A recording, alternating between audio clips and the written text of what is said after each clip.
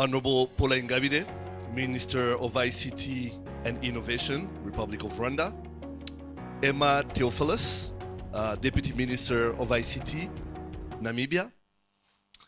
Abdullahi Bihi Hussein, Personal Advisor, Ministry of Communication and Technology for the Federal Government of Somalia.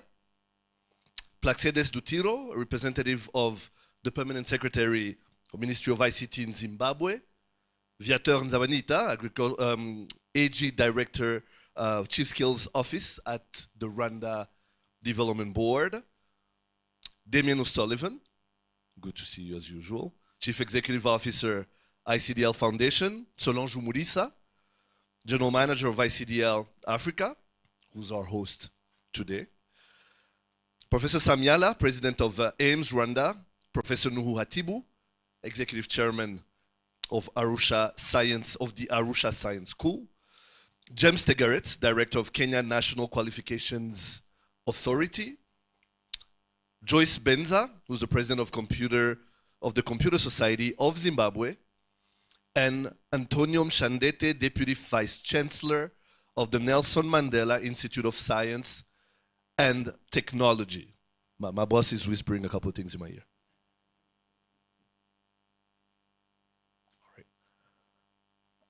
In her words, I forgot someone very key, and that will be the Minister of ICT, Minister of Post Telecommunications and Digital Economy in Guinea-Conakry, Mr. Ousmane Gawal Diallo. Distinguished guests, ladies and gentlemen, all protocols observed, good morning. You can be more energetic than that. You had coffee. Good morning. Welcome to the ICDL ATC Forum 2022. As you can see, the tagline, in what way should African governments leverage digital skills for the workforce to contribute to a knowledge-based economy? That's the question we'll be asking ourselves throughout this session. Now, I'll give you quickly the rundown of how the day is going to be. Right after I get out of your way, because you did not come to see me clearly, we'll have welcome remarks followed by the opening ceremony that includes a couple of keynote addresses. Right after that, we'll have two panel discussions and a documentary called The Relevance of Digital Skills Standards.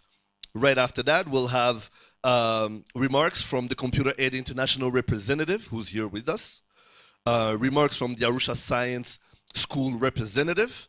Then we'll have a signing, MOU signing, and closing remarks. Then we'll head to lunch. Without further ado, let me invite the General Manager of ICDL Africa, Solange Umulisa, for her welcome remarks. Solange.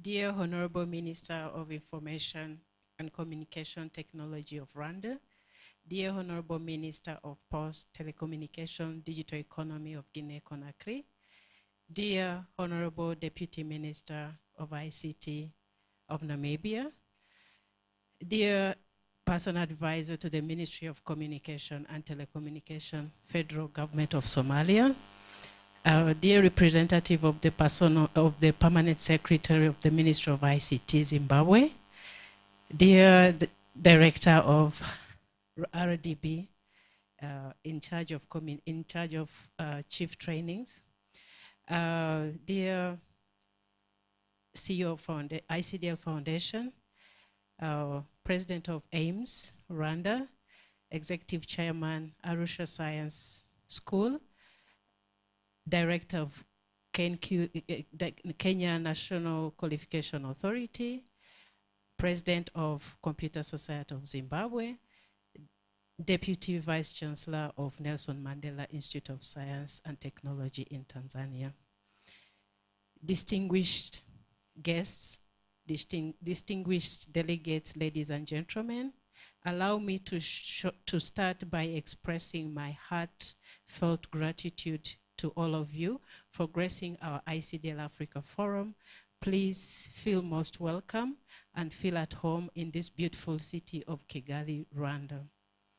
On behalf of ICDL Africa, I wish to thank Honorable Minister of ICT in Guinea-Conakry, together with the Honorable Minister of ICT and Innovation in Rwanda, for accepting to grace our event today away from your busy schedules. This is highly appreciated. Many of us have traveled from long distances to participate in this forum. Others are attending online. I would like to thank you all. In today's world, technology has brought a lot of drastic changes to the world. Because of technology, we see expansion or growth in the world. Because of technology, we see all digital sectors arise, the model of digital economies across the world. All this occurs amongst life-changing emerging technologies such as artificial intelligence, big data, machine learning, blockchain, and Internet of Things. Even these can be considered just at an infant stage of development. Consequently, unfolding before us are not just opportunities, but also complexities, uncertainties, ambiguities. Technology has drawn production closer to the consumer, affecting farmers, traditional trade and business. Artificial intelligence is changing the nature of jobs, reducing the demand of physical labor. At the same time, technology threats are increasingly complex. Cyber attacks have at times brought down critical infrastructure of government and businesses. Data theft of health records has affected almost the entire population in some countries. Ransomware cost countries and companies billions of dollars annually. Moreover, fake news and the use of deepfake technologies in creating false but realistic video clips have sparked the privacy among concerns about identity, theft, and security. Cybersecurity is now a daily concern for governments and all industries. Distinguished ladies and gentlemen, this year's theme is, in what way should African governments leverage digital skills for the workforce to contribute to a knowledge-based economy? Investing in people and infrastructure is a timely and pressing need. Governments and leaders all have important role in shaping the path of improvement for digital skills level of the workforce to an internationally recognized standard, to steer the innovation to where it can improve people's lives and leaving nobody behind. With the rapid development of technology, none of us can, as an individual, fully understand the forces of technology, but we can work together across all disciplines to bring sustainable solutions to the many complexities that we have. We can work together to build the public trust on technology. To be sure, exploring opportunities brought about by emerging technologies should not be like walking into a minefield. The COVID crisis further clearly showed the need of stronger digital connectivity in the workforce, particularly in ensuring continuity and delivery of the core government and private functions. With the outbreak of the global pandemic, the demand for online services increased significantly. Digital solutions were developed for health, education, delivery service, meeting service, and so on, and had a huge impact on businesses. The digital sector is now one of the few sectors that has expanded during the global economic crisis that arose. Almost every field of employment now depends on technology.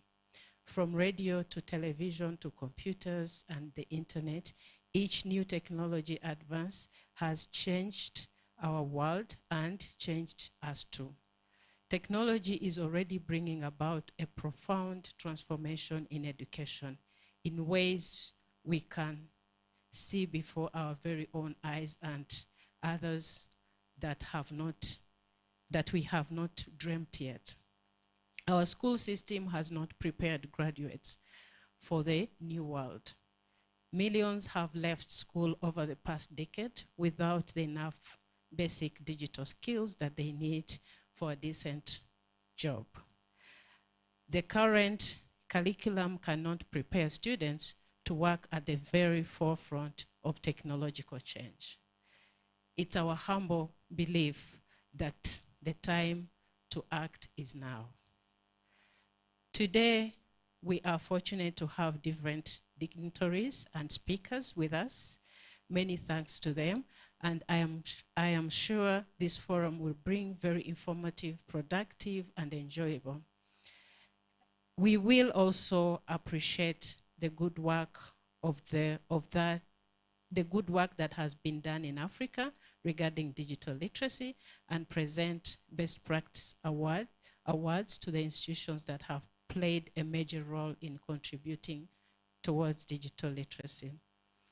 Distinguished ladies and gentlemen, in conclusion, we count on all government and leaders for your support, not only to share your insights, but to lead on how digital transformation can change Africa in a sustainable way.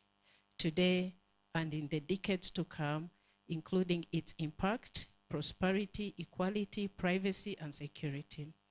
Distinguished delegates, ladies and gentlemen, I would like once again to thank you for being with us today, and I wish all of us a day full of new insights and productive discussions. Thank you.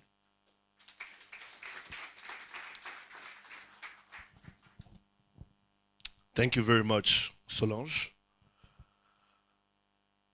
Now, for his keynote address, with his permission, let me invite our guest of honor, who's the Minister of Posts, Telecommunications, Digital Economy in Guinea-Conakry, Ousmane Gawal Diallo, for a few words as well.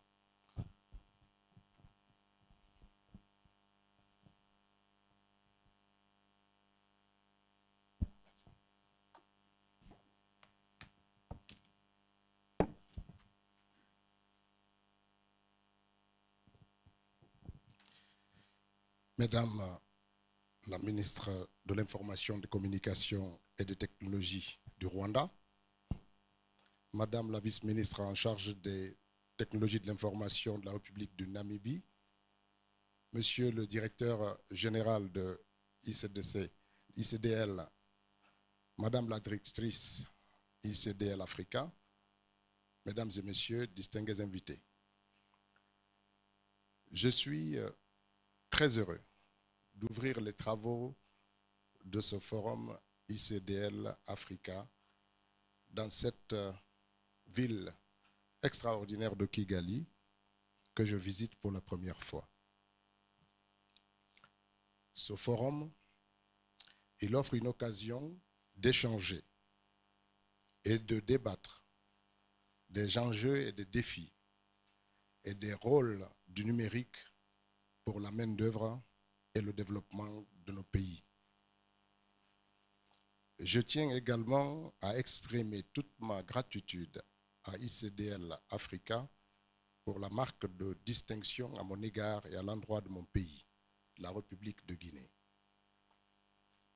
En faisant de moi un invité d'honneur de cet important événement, Mesdames et Messieurs, je vais rappeler une expression de l'ancien secrétaire général des Nations Unies qui disait au milieu des années 90 que l'alphabétisation est la voie du progrès humain et le moyen par lequel chaque homme, chaque femme et chaque enfant peut réaliser son plein potentiel. La révolution numérique en cours dans nos pays est passée par là. La technologie, l'utilisation de l'ordinateur, des téléphones intelligents deviennent de plus en plus des parties intégrantes de nos vies quotidiennes. Les employeurs, les gouvernants du monde entier recherchent aujourd'hui une main-d'œuvre de plus en plus compétente dans ce domaine du numérique. Si l'importance des compétences numériques est reconnue de tous, moins d'attention a été accordée à l'ampleur du besoin de ces compétences au cours des décennies passées. Les méthodes de formation qui pourraient être employées en particulier dans les pays émergents.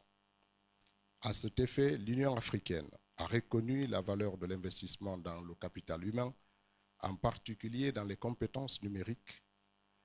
C'est ce qui a amené l'Union africaine à établir la stratégie de transformation numérique pour son agenda 2020-2030 qui vise à moderniser nos économies et à favoriser une croissance inclusive et à promouvoir la création d'emplois.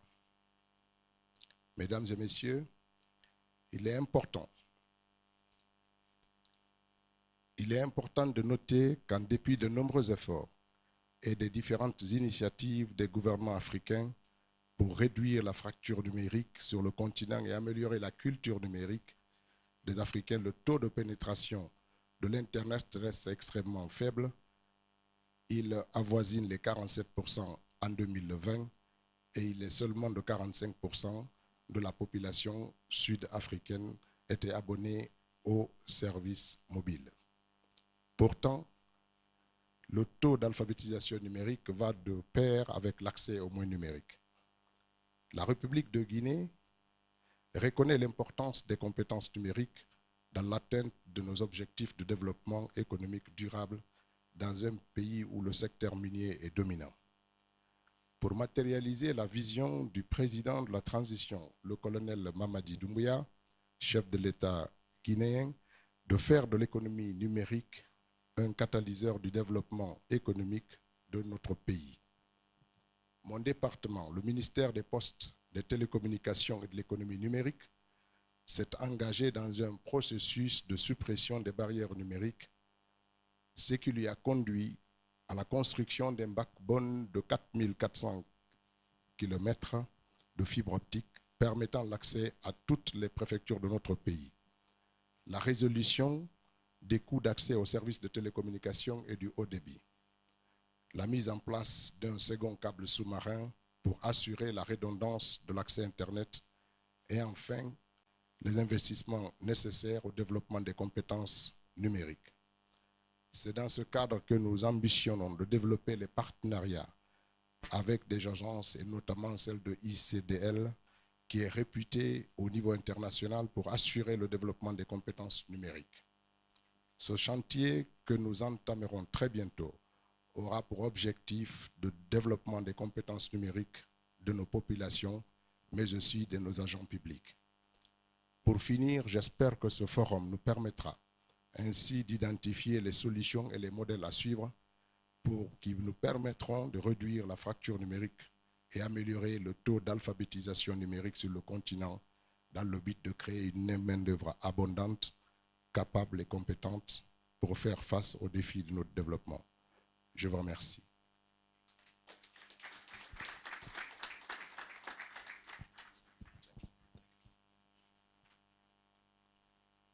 Merci, Monsieur le Ministre. Now, ladies and gentlemen, with her permission, let me ask our guest of honor, Minister of ICT and Innovation of the Republic of Rwanda, Paula Ingabire, the Honorable Paula Ingabire, to please give us a few remarks. Thank you.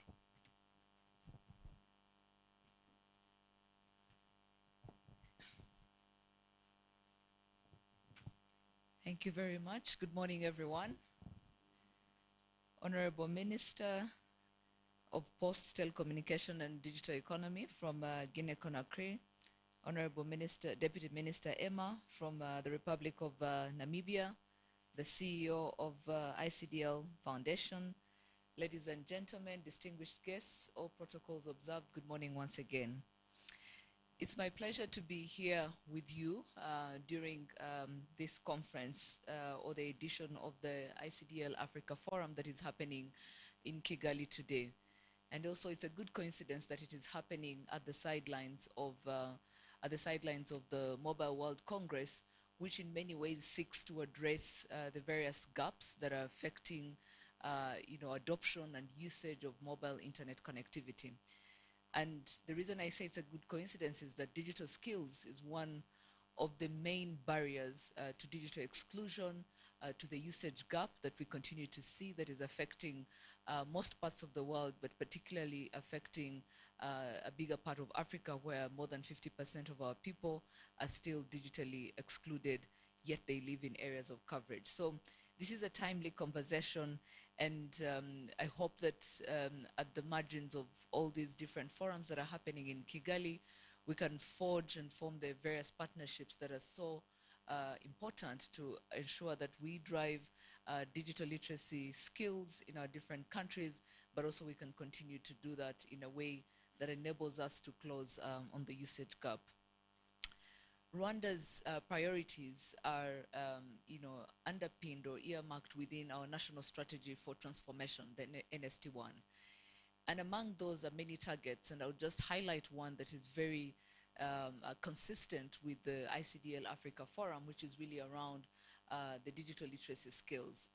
And this, our ambition is that by 2024, and when I say this with with a lot of humility, but also understanding that we have just about 18 months before we start looking at how far are we from that target. Have we achieved it? Are we well above it? And I do sincerely hope that we will be well above the target that we've set ourselves, which is really ensuring that at least 60% of our people, our adult population, is digitally literate, and 100% of our youth population is digitally literate.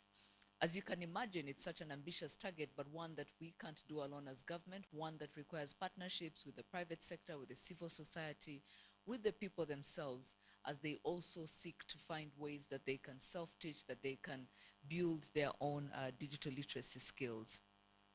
So with this target, that was set out about 5 years ago, we had to find those right partnerships that would help us on that. And ICDL has been that one partner that has walked this journey with us, from skilling our population, digital literacy programs for our population, working with us even with the Digital Ambassadors program, but more so really in the workforce, in understanding how do we build the required digital literacy skills within the workforce? Because every job that you can think of today has an aspect of digital, has an element of digital that requires that at least we have the minimum basic digital literacy skills that can allow the workforce to thrive, but also the workforce to contribute to their respective goals.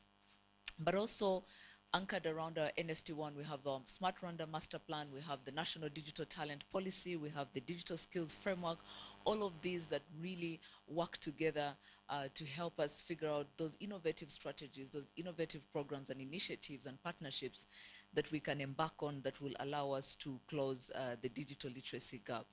I also want to recognize RDB through their Chief Skills Office that has been instrumental in mobilizing the necessary financing that has helped us to close on that. When we went through the very first few months of the COVID-19 pandemic, in March, what happened is that we realized that the public sector workforce had to quickly do remote working, where we started with 30% or the front-facing, civil servants being the ones that go to the office and the rest of us working from home.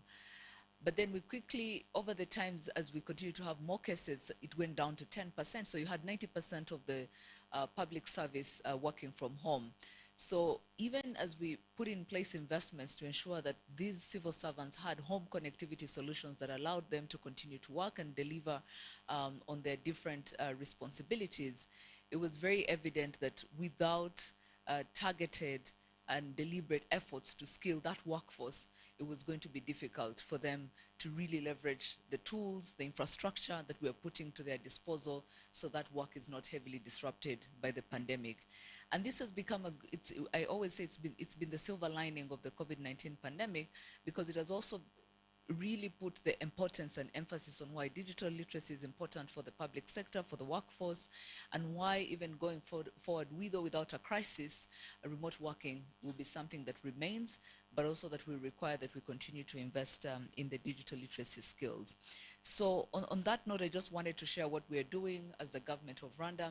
It's of utmost importance and priority for us to skill our workforce, to skill our children within the schools, to go out to the populations, whether it's farmers, whether it's market traders, even the unemployed, to just make sure that they have the minimum basic digital literacy, because without that, they will be excluded. And yet we're making substantive investments when it comes to putting all government services online, bringing infrastructure closer to them, and really being able to close that gap by also investing equally on digital literacy.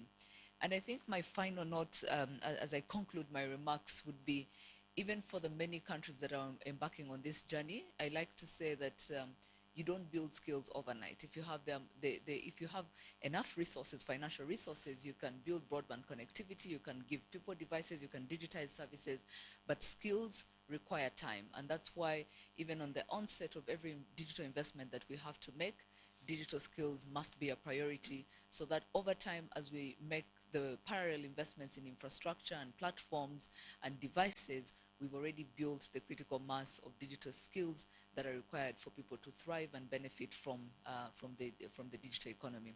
So I thank you. I want to thank ICDL for really bringing us together for this. It's really a great platform for us to be able to share our experiences and also to forge new partnerships that can allow us to scale what has worked, but also experiment with new things that will allow us to close on the gap. I thank you very much.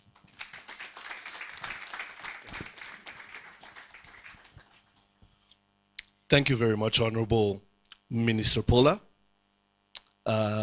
Next, I will ask, with his permission, the Deputy Minister of ICT of the Republic of Namibia, Mr. Emma Theophilus, Mrs. Emma Theophilus, for a few words. Ms. Theophilus, is she with us? Oh, she's online, okay. Technical team?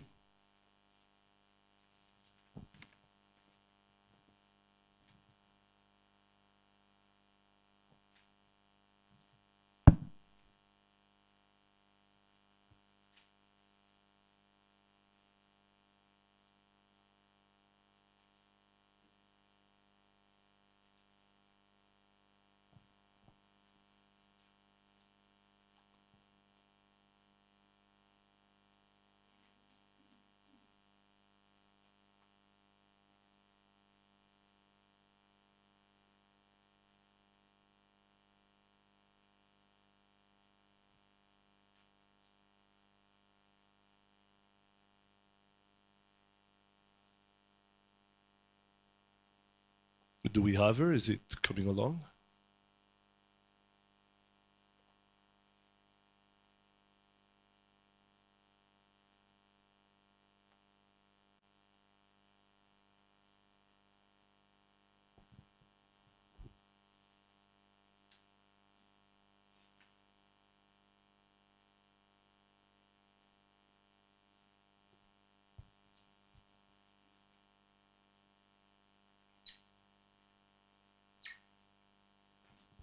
Hello, good morning.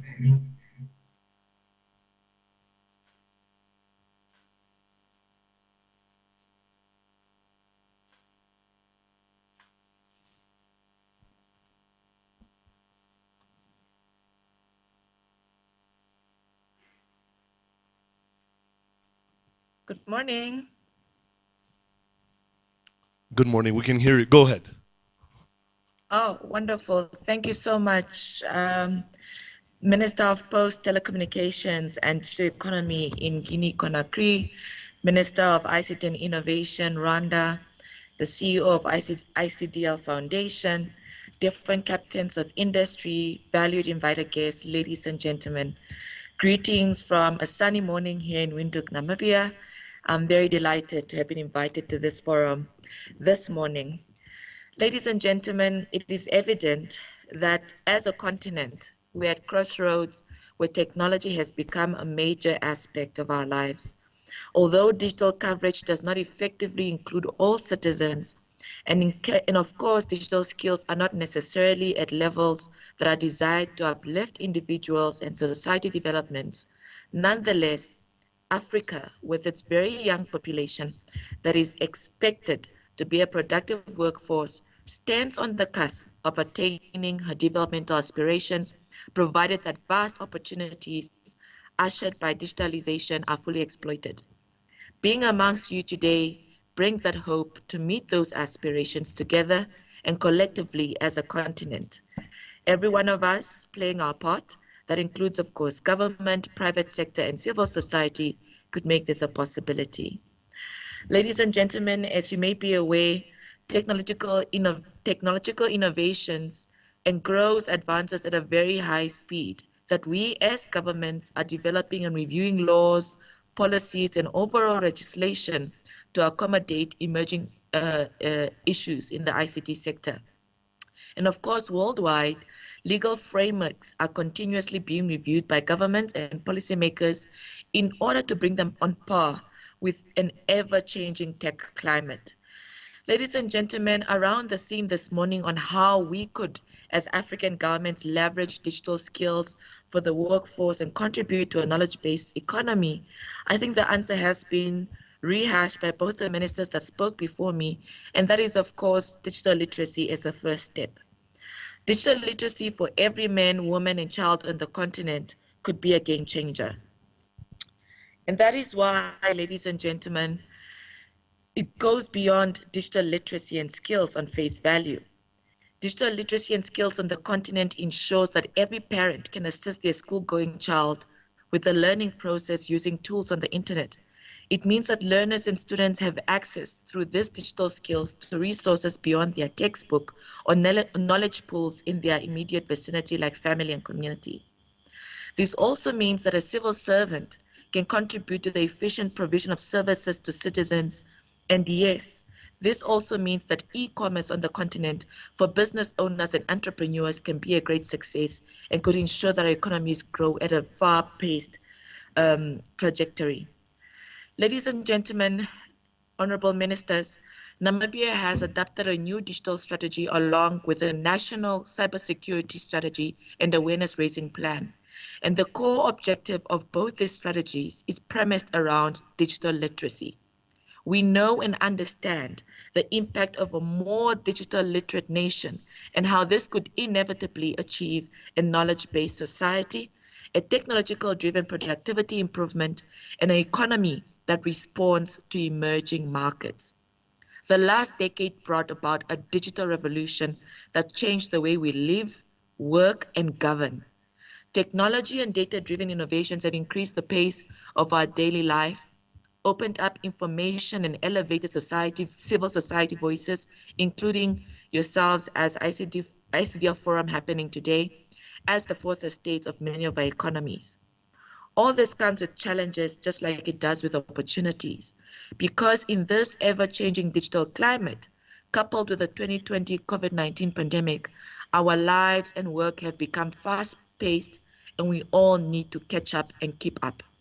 As we enter the third decade of the 21st century, we need to rethink our structures, how we solve our societal problems, and how all of us can become role players in the aspect of creating a public value that is digitally literate and that can respond to a knowledge-based economy.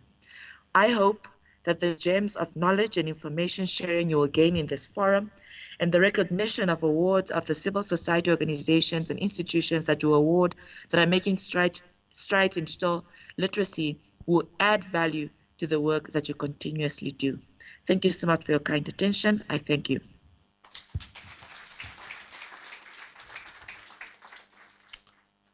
Thank you, Deputy Minister. And now, for his keynote address, with his permission, let me invite the Chief Executive Officer of the ICDL Foundation, Damien O'Sullivan, for a few words as well.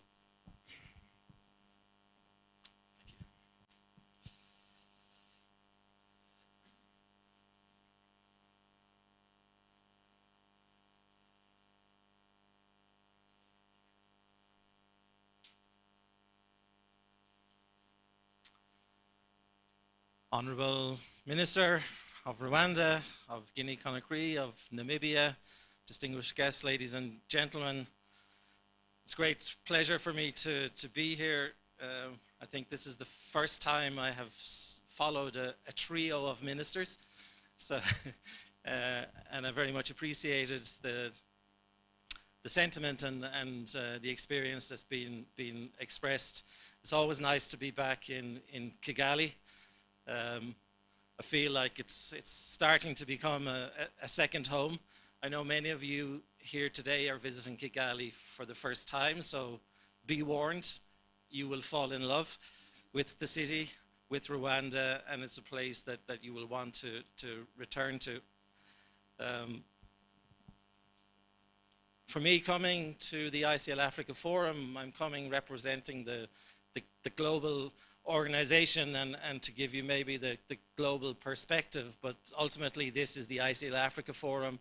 This is about what ICDL is doing in Africa, and every year that we hold this event, it feels like we're taking such steps forward.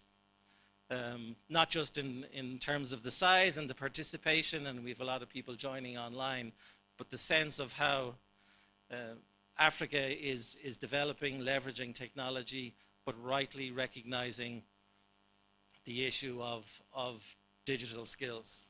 And I think it's also, again, with an external perspective, the fact that we have 3 ministers from 3 different African countries coming together talking on the same topic demonstrates to me the spirit of Africa and how Africa works together and how countries are partnering, not competing, but looking to develop together to learn from each other. So it's a remarkable sense of partnership and indeed achievement.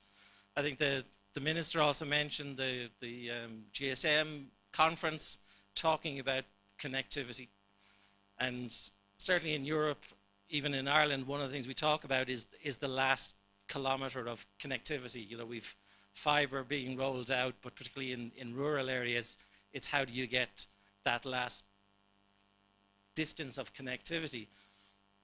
But from our perspective, the final distance is from the computer to the person.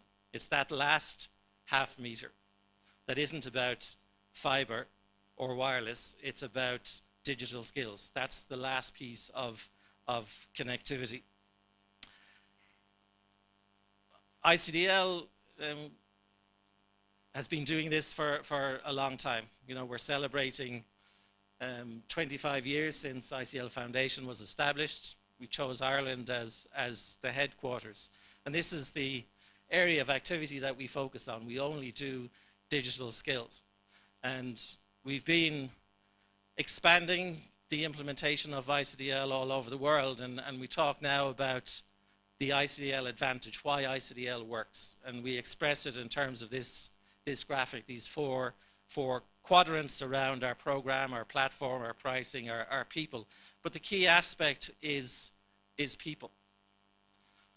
The ICDL teams that we have in countries all over the world, the ATC network, the Accredited Test Center network that we have, and our strategic partners with governments, with international bodies, with aid agencies, with corporate organizations and associations. But as a global organization, when we think about how we operate and we put that emphasis on people, it's not about necessarily being or having a single global approach, because as we know, technology is a globalized industry. We're all using the same technology.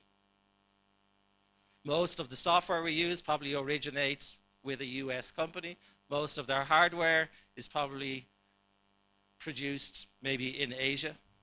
There's a big concern in Europe about Europe's reliance on the US and on Asia in terms of technology. Big concern, obviously, at the moment around the availability of chips.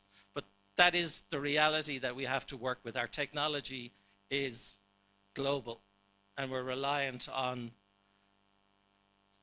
other parts of the world for that provision.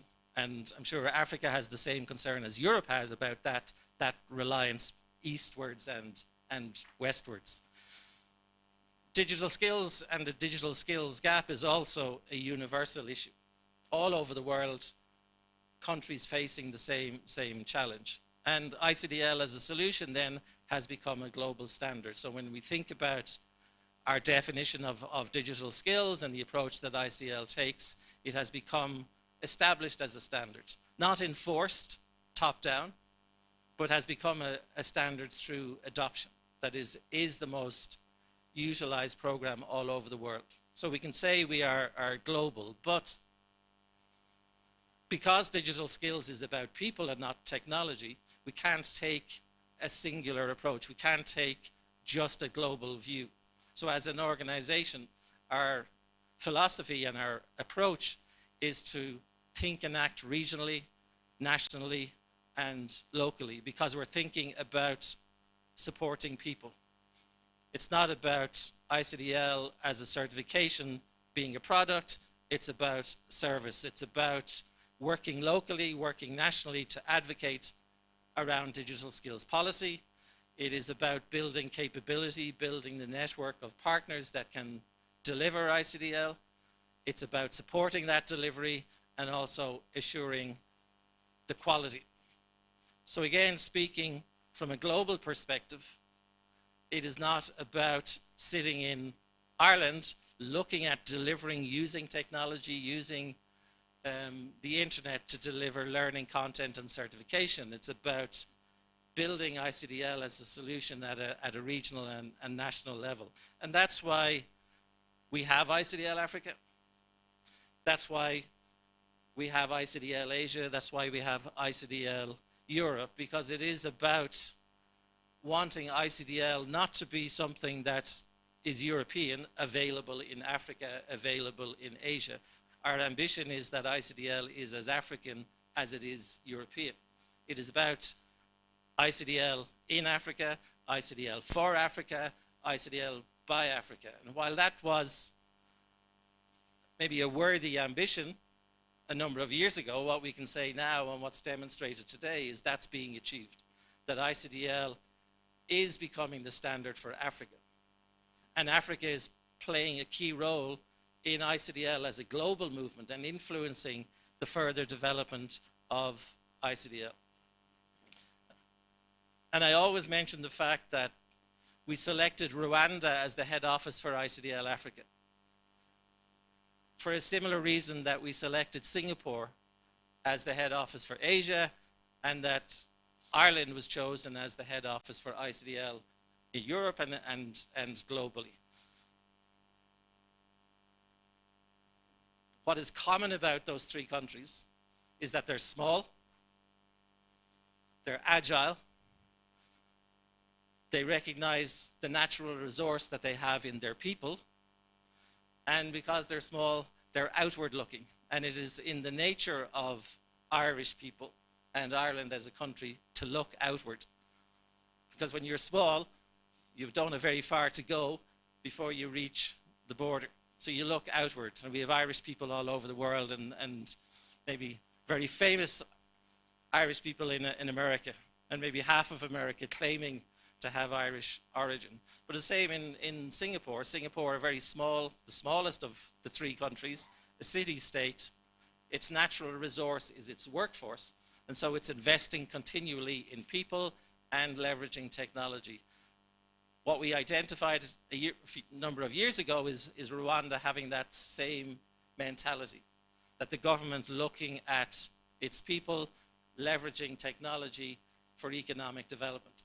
And of course, when we come here and we experience it, what we find is a people that are outward looking, that are able to partner. And nobody is threatened by Ireland. Nobody is threatened by Singapore or Rwanda. So we can go to Kenya or Tanzania or Nigeria or Guinea, and nobody says, well, why did you pick Rwanda? Why didn't you pick our country? And what we've experienced with Rwanda and the ICDL experience in Rwanda working with the government has been very positive. So now Rwanda and ICDL is our showcase.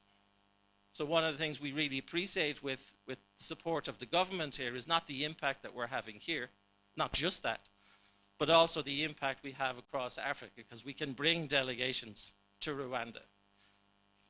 The minister has been very supportive in meeting delegations from many countries, making her staff available. We're meeting with other parts of government, agencies, the National Bank, the military, the police, all happy to share their experience of using ICDL to develop digital capacity. So ICDL is very much part of this global movement that is ICDL because of that emphasis on people. And the key asset we have is not our technology, not our content. Our key asset that we protect most closely is our credibility. So it's the credibility of ICDL as an organization, ICDL as a solution, and ICDL as a network. And we talk about that credibility in terms of these three characteristics: that competence, the character, and the consistency of ICDL. And the competence that we talk about is that 25 years of focus. We're not a technology company. We only do digital skills. And we've been doing it for 25 years. And when you do the same thing over and over and over again for 25 years, you develop an expertise, you develop a competence. But we also have a character as an organization that was established on a non-profit basis to focus on digital skills. We have a way of working, a way of partnering, an emphasis on delivery, on integrity, that gives ICDL that unique sense of a way of working. And the third element of consistency is really important. If ICDL is to be a standard for Africa, it must be consistent across Africa.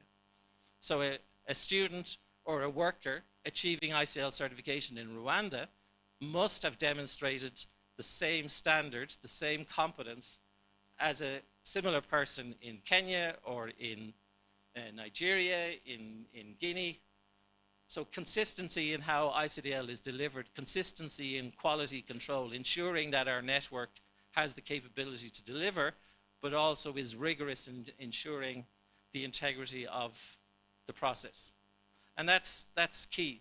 But it's also about, that element of consistency is about our reliability. So as we say here, credibility is the degree to which other people can anticipate your future behavior. We want to be boringly reliable. We want our partners to know that when ICDL says it's going to do something, it does it. That if you are engaging and joining ICDL and adopting ICDL as a solution, that you can depend on it. We're not here for the short term. We can look back 25 years, but we also look forward 25 years. We'll have to evolve to reflect changes in technology, which we will do. But for sure, people in 25 years will still need assistance in developing digital competence, depending on what that technology is. So credibility is all about the people and the way we work. And what we have proven here, and what we prove everywhere we work, is we build capability, we bring an approach, and we become a dependable, reliable partner. But the main issue is the standard has to be the same. ICDL is the same in Singapore as it is in Rwanda, the same in the UK as it is in Nigeria. And that is all about saying we will have a consistent standard, but as I said earlier, we also have to reflect how each country operates, how each region. So we want ICDL to feel African. We want ICDL to feel Rwandan, in the same way as it feels European and Irish at home. So that is where we put most emphasis in terms of what we describe as the ICDL advantage. Certainly, in terms of our programs, we have a varied offering, and we have a solution that meets the needs of all people. So our primary program is around developing the capability of the workforce, the current workforce, and the future workforce. So we have a program called ICDL Workforce, which is the basic digital skills that every worker uses. So this is the program that has the most scale. It's relevant to all workers, whether it's in public sector, private sector, whether you're in administration, whether you're in military or police, whether you're in healthcare or education, a common set of digital skills that everybody needs. But ICDL Professional then is for those who need a higher level of digital skills, not ultimately the coders and the techies, but if you're in a finance role, you need a stronger set of digital skills. If you're in a marketing role, you need a stronger set of digital skills. Not the same as the finance person, but there are a higher level and a more specialized level of digital skills. And if we're preparing our young people in higher education, we need to be thinking about the students in finance or business administration. What are the skills, the digital skills that they need? What skills do our teachers need? What skills do our healthcare workers need? You know, we have examples. I was in Nairobi a few months ago talking to government there, and one of the bodies we're working with is an association for the nursing profession. And one of the opportunities they have is to provide nurses to the UK. But what they found is a new barrier is not the medical knowledge of the nurses, not the bedside manner of the nurses, but the absence of digital skills. Because healthcare, as we all know, now relies more and more on technology. So nurses have to have digital skills. So now they're looking at using ICDL to develop the digital skills of nurses so that they can be more employable in Kenya and overseas. So from a program point of view, we have that breadth. We have a digital citizen program for people who have no level of digital skill and maybe need those basic skills to participate in society and in economy. We also talk about our platform, our Skillsbox platform, which we continually invest in. And again, that's just about leveraging technology to deliver our learning content, to deliver our assessments, to deliver our certification, and also to deliver digital badges and digital certificates. Again, which is part of the move now towards micro-credentials. And then we talk about our pricing and the flexibility that we offer in how we deliver ICDL. And you can benefit from the flexibility of the model, the flexibility around selecting which modules are right for your students or for your staff, and building what we call an ICDL profile best suited to the career choice, to the career path that somebody is on. Of course, you know, we're sharing the prices here. They're standard prices, and when we have particular projects with scale, we can adjust that as much as possible. Ultimately, because this is what we do, we're not a funded organization. Of course, there is always a fee. But it's not about the fee itself, it's about the value of what is offered and the flexibility in the approach. When you're talking, again, to policymakers, People won't debate over whether they're going to spend a few $100s on laptops for staff, or invest hundreds of thousands in systems, or invest millions in fiber rollout. We also need to question, well, how much value do we place on digital skills? If we're willing to give somebody a $500 laptop, are we willing to spend $50 on their digital skills? Are we willing to invest our time in developing their ability to leverage that technology? So the ICDL advantage is about the experience that we have, the way we operate, and the offer, and ultimately a solution that works. But we're putting it in now in a context, and it very much aligns with what the minister was talking about, the experience of the pandemic. It has been a game changer, and as the minister rightly said, if there has been one benefit of the pandemic experience, it has been the extent to which it has opened our eyes to the digital skills gap. So pre-pandemic, when we would be talking to stakeholders, there would be a discussion about, well, why do we need a digital skills strategy? Look at my staff, everybody has a PC on their desk. We talk in terms of people only being digitally functional. They might have a device, but are they using the power of that device? Are they effective and efficient in their work? But because of that experience where it became very apparent that our staff don't have good enough skills to work independently from home, they don't have their colleague beside them to tell them how to do something. We found out that our teachers don't have strong enough skills to be able to develop content, share it online, deliver their teaching online. We discovered that our students don't have strong enough skills to use technology to support their learning, not to mind to give them employability skills. So now we don't have that debate of whether or why we need a digital skills strategy. The discussion is about how. And it comes from that experience that we would have been talking about for many years, the common challenges of these three areas. We talk about a new digital divide, the difference between what we call digital lifestyle skills and digital workplace skills, which again was exposed by the pandemic.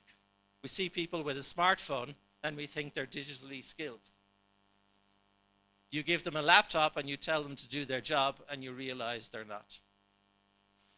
You see the graduate with a degree in finance with a smartphone and you think, right, that's somebody I can hire for my finance team. But if they can't sit down and operate your financial system and do some analysis with Excel, then they're not really a finance professional in 2022. We have the same problem of perception and reality that was exposed. Our perception of our skill level being here, but the reality is it's much lower. And that fallacy around the digital native. It was an interesting study published this year from Salesforce. Salesforce, a global technology company.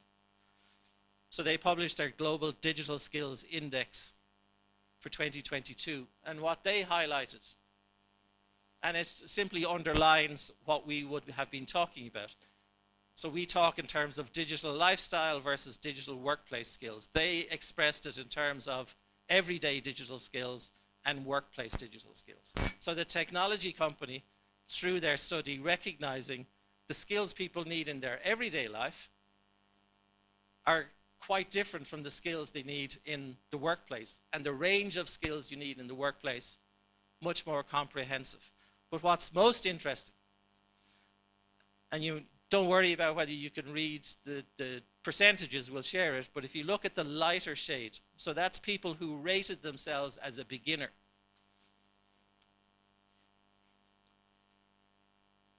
More people rated themselves as beginner when it came to workplace digital skills than everyday digital skills. So people themselves recognizing that they don't have strong enough digital skills. And the top workplace skills, they identified collaboration technology, clearly accelerated by the pandemic experience, digital administrative, and that's the everyday technology around email, around word processing, around presentation, around spreadsheets. Encryption and cybersecurity, e-commerce and digital trade, project management, all areas that are covered by ICDL. And the other interesting piece was around people's assessment of their digital skills readiness. It may not be very clear, but it just highlights the extent to which people feel they are skilled for the future. So in the first section, looking at the percentage of very prepared people with workplace digital skills. So 32%, we'll take Ireland as an example, 32% felt they were skilled now, but thinking forward 5 years, only 24% expected to be skilled. So that people have this sense of technology keeps changing, and I'm not being provided with opportunities to develop my digital skills. In the European Union, the European Commission produces what they call the Digital Economy and Society Index every year. And again, it's interesting to share outside of Europe because it just tells a story that's not that dissimilar to what's happening in Africa, in Asia, in the Americas. So within that index, the section on human capital, they produce statistics around the percentage of people that have digital skills. So at the top, they're calculating that 54% of Europeans have at least basic digital skills. And these are the basic everyday skills. It's the higher level, the second line, 26% of Europeans with above basic digital skills. And these are the workplace skills, similar to the level of ICDL workforce. And the European Union set a target last year for what they're calling the European Digital Decade. So the years up until 2030, they want to get to 80% of the population having basic everyday digital skills. But the challenge they have is the skill level across different European countries obviously is quite varied. From the north of Europe, Scandinavian countries, always the best, Finland, Denmark, Sweden, to Eastern European having lower levels of digital skill. So again, basic digital skills, somewhere on average around 50%, but when I switch it to above basic, you see it drops. So the workforce of Europe not having strong enough digital skills. And this is one of the worrying graphs. This is the progression over 4 or 5 years. It's not shifting enough. So again, policymakers, governments in Europe thinking, what can we do? How do we get this to move? So this is people who are in employment. You can see the skill level, and then it drops when you look at people who are unemployed. And so much work being put into developing the capacity of the workforce, but not enough impact. And one of the reasons for that is this data. So this is the percentage of enterprises that provide ICT training. So these are employers. What percentage of employers are providing opportunities for their workforce to develop their digital skill? You may not see it, but the average for the European Union is between 20 and 30%. So if employers aren't doing it, that means that government has an even more important role to play in providing opportunities to produce, to raise the digital competence of the workforce. And the approach, this is not complicated. It might be difficult to scale it, but it's not a complicated issue to address. It starts with looking at defining digital skill standards.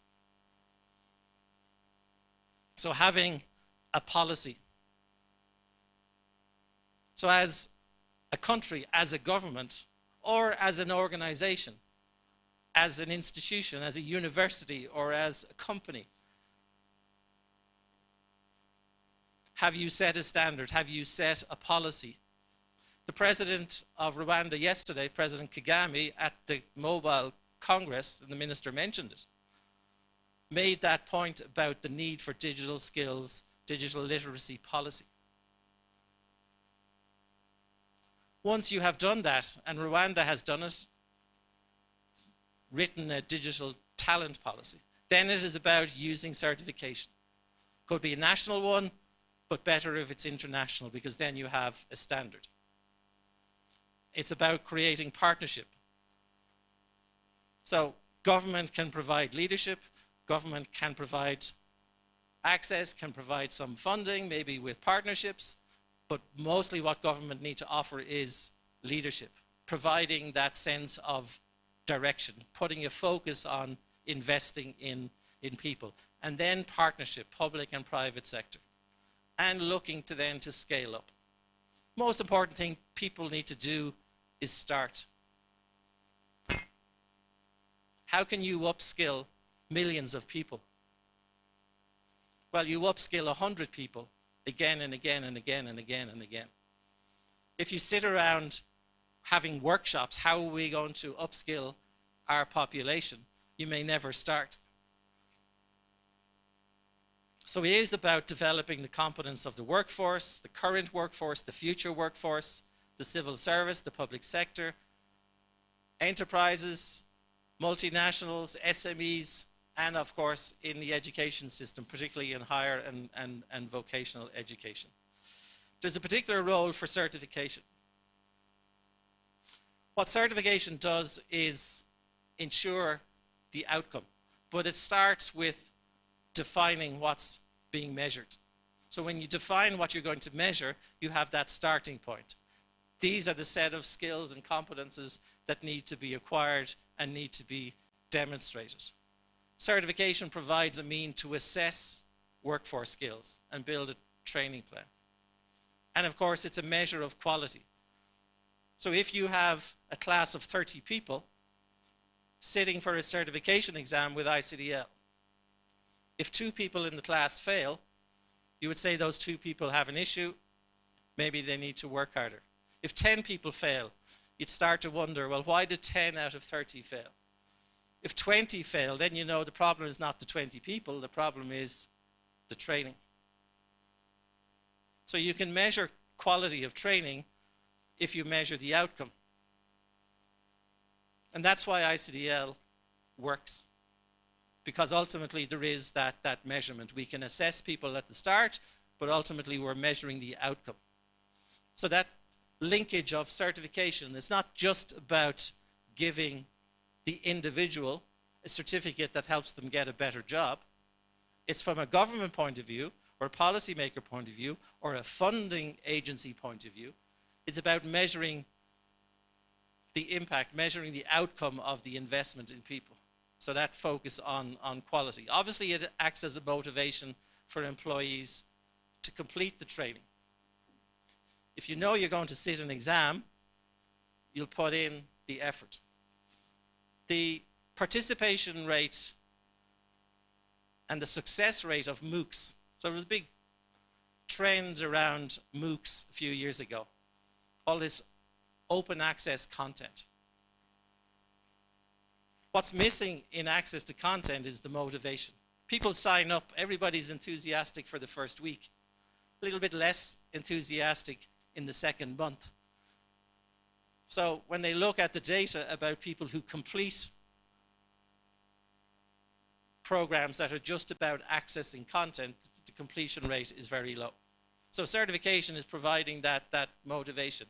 Maybe initially the motivation is apprehension or fear. I have to sit an exam. But what we discover is after the first exam, the first module, the motivation becomes really positive. People want to acquire skills. People want to acquire certification. People want to prove, first of all, to themselves that they have acquired new skills. And the benefit of ICDL is that they're learning something that helps them do their job better. So people become highly motivated because what they're learning is put into practice immediately when they go back to their desk. So if we know that certification transforms the effect of training, it's not about access to learning content. And when we talk about the ICDL advantage, it's not about, well, we have the best spreadsheet training content in the world. Anybody can do that. It's about the complete package. If you provide access to online content, that in itself will not give you a successful outcome. But ICDL works. Why? Because it is the certification. We support it with all of the tools needed. But it's the approach, it's the fact that we operate in a very focused way around the process of certification. And we put the emphasis on building capacity, but also about engaging with institutions. So to conclude, and maybe to summarize, when we think about why ICDL, the short answer is because it works. Again and again and again and again, year after year, for 25 years, for millions of people, it simply works because of all the reasons that I explained. But that's the answer. And why is ICDL becoming accepted as a standard for Africa? Because it works. And one of the reasons, and the key reasons it works, is it's because all we do. We're not a technology company. This is the only thing we do. We're not an education organization teaching lots of things. We just do this. And because we're both global and local. So as we're seeing today, ICDL is becoming local all across Africa, local in Rwanda. ICDL is becoming accepted and adopted, and people engaging in it, and ultimately people feeling that they're part of ICDL. So this experience today, and particularly tonight, will have that sense of ICDL as a community. Because ultimately, ICDL is a solution that enables organizations to do their job. It's not that we're thinking about the end candidate. We're engaging with organizations, with bodies, with government, whose concern is digital skills. And we're coming and saying, we have a solution that works, why don't you join us? But ultimately, it's about, as a government, as an institution, as an employer, you want to raise digital competence in your constituency. And ICDL is the safe choice. Not reinventing the wheel, not creating something that isn't transferable, but adopting something that works and that's recognized and ultimately delivers. So thank you for listening. Thank you for joining us today. Thank you for the work that many of you are doing. And thank you for the work that all of the rest of you are going to do using ICDL to provide solutions to your constituency. Thank you.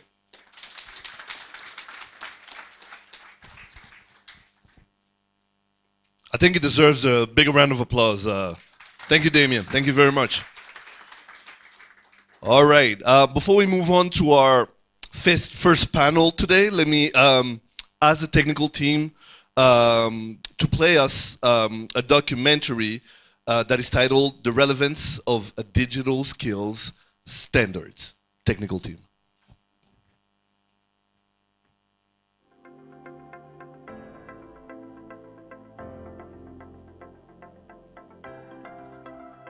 We decided to work with the ICDL for two main reasons. Number one is what we want to achieve as Arusha Science School. The way ICDL system is designed is the easiest to implement. You don't have to have a lot of staff to do the work, and you already move your education system into the digital approach. Having their presence in Rwanda, one, allows that we're able to skill, whether it's the workforce or the population, in massive numbers, but also the sustainability of it, because part of it also will cultivate into creation of jobs. Part of the programs that, for example, ICDL will have is, even grooming master trainers. This is already an opportunity that you provide. Working with the ICDL from start, they trained our trainers and make them very competent in delivering this course. After becoming an ICD instructor, now I got an idea on how you can access a platform for skills box, and how you can communicate online, and how also to secure your devices. beaucoup d'autres choses qu'on ne connaît pas, qu'on pense connaître quand on a un ordinateur. Et en réalité, c'est faux. Il y a des pratiques à bannir. On utilise mal certains outils, certains éléments au niveau de l'ordinateur, au niveau de certains outils numériques. Avec ICDL, vous avez les normes, les bonnes pratiques. Et c'est ce qui m'a réellement intéressé au cours de la formation. À ma connaissance, je crois que le Bénin est le seul pays en Afrique qui a jusqu'à 63 centres de tests accrédités ICDL et disséminés sur toute l'étendue du territoire national. C'est essentiellement la volonté politique qui fait que la dynamique marche. Alors, lorsque ICDL est arrivé à HECM, on se posait bien la question de savoir qu'est-ce que cela peut bien nous apporter, parce qu'on sait déjà un peu utiliser les logiciels comme Excel, Word, PowerPoint, etc. Et donc, on était tous dans l'attente de savoir ce que ça allait nous apporter de plus. En ce qui concerne le retour sur expérience, nous pouvons dire, sinon nous pouvons affirmer que les étudiants à la sortie du programme ICDL avouent avoir l'essentiel qu'il faut pour la maîtrise et l'utilisation de l'outil informatique. Most of the complementing staff that we work with are the nurses, and they are the ones who are doing the work on the ground. And for them to implement their work and activities successfully, they need to be well equipped as far as information technology is concerned. The training has improved in terms of our accuracy in reporting, efficiency in our financial reports, and the ability to meet deadlines by the department. Well, I feel for one, as a finance individual, that ICDL has really impacted and given me a boost in my role here at Offered. So for Offered, the ICDL initiative, which was to have our staff trained in ICDL, has been very, very successful because we have many professional staff, over 300 professional staff, experienced in a lot of programming, but needing to upgrade in their computer skills. Digital literacy or digital skills has been one of the priority skill sets that have been highlighted where we still have gaps, but also that we need, as a government, we need to put in massive investments to build the necessary skills. À la fin de chaque cours, loin d'être une simple évaluation, vous transitez par des tests diagnostiques pour aboutir à la certification proprement dite. My digital skills were not that good. All I knew was just Microsoft Word, Microsoft Excel, just like placing data in Microsoft Word, just making documents, savers. That's all I knew about the computer. But after the training, I got to know about more cybersecurity, making documents. There are various projects which are undertaken here at school, and a lot of them have been helped a lot by ICDL. Before ICDL coming to University of Kigali to train and elaborate on people's skills with how to do with the computer, a lot of things were difficult for the lecturers. Like some would find difficulties in opening up Microsoft Words, Microsoft Office, other elements like spreadsheets. But with the training of ICDL, a lot changed. So the school have well-certified trainers in which this has enabled students, whenever they encounter difficulties while they are learning the modules, to be able to consult them and get assistance from their trainers. So to me, ICDL is a training which is very important to all Rwandan people because it will help them to increase their knowledge in IT skills. Through the online essential modules, students gain skills on how to deal with basic but important things such as emails, as we know that the current world is electronic, so these things assist us as we grow.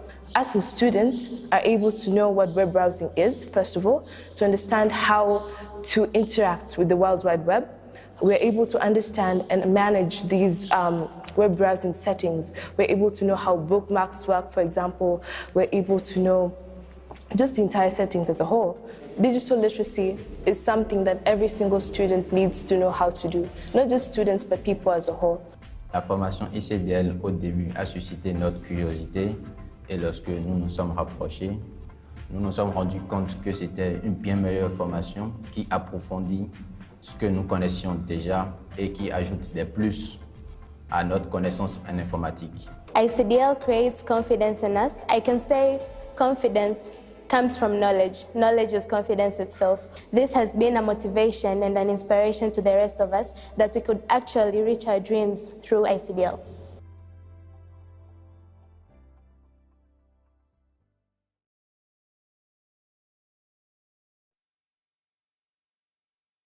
Let's now move on. We can switch the lights back on, if that's possible. Thank you.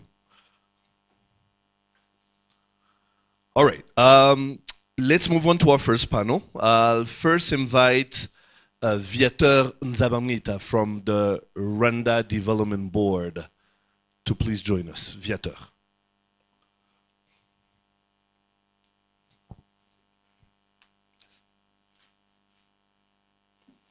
Next will be Professor Anthony Manonim Shandete, DVC academic.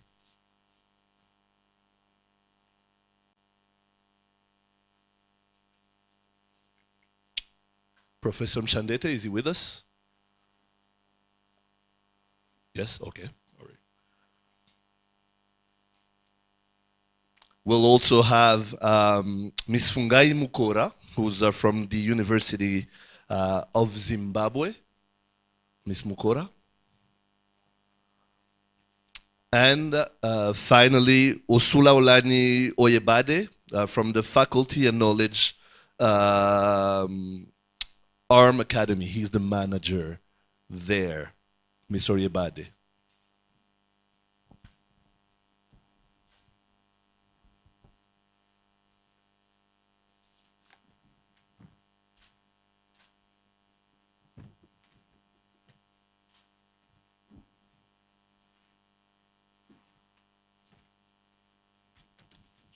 Welcome, gentlemen.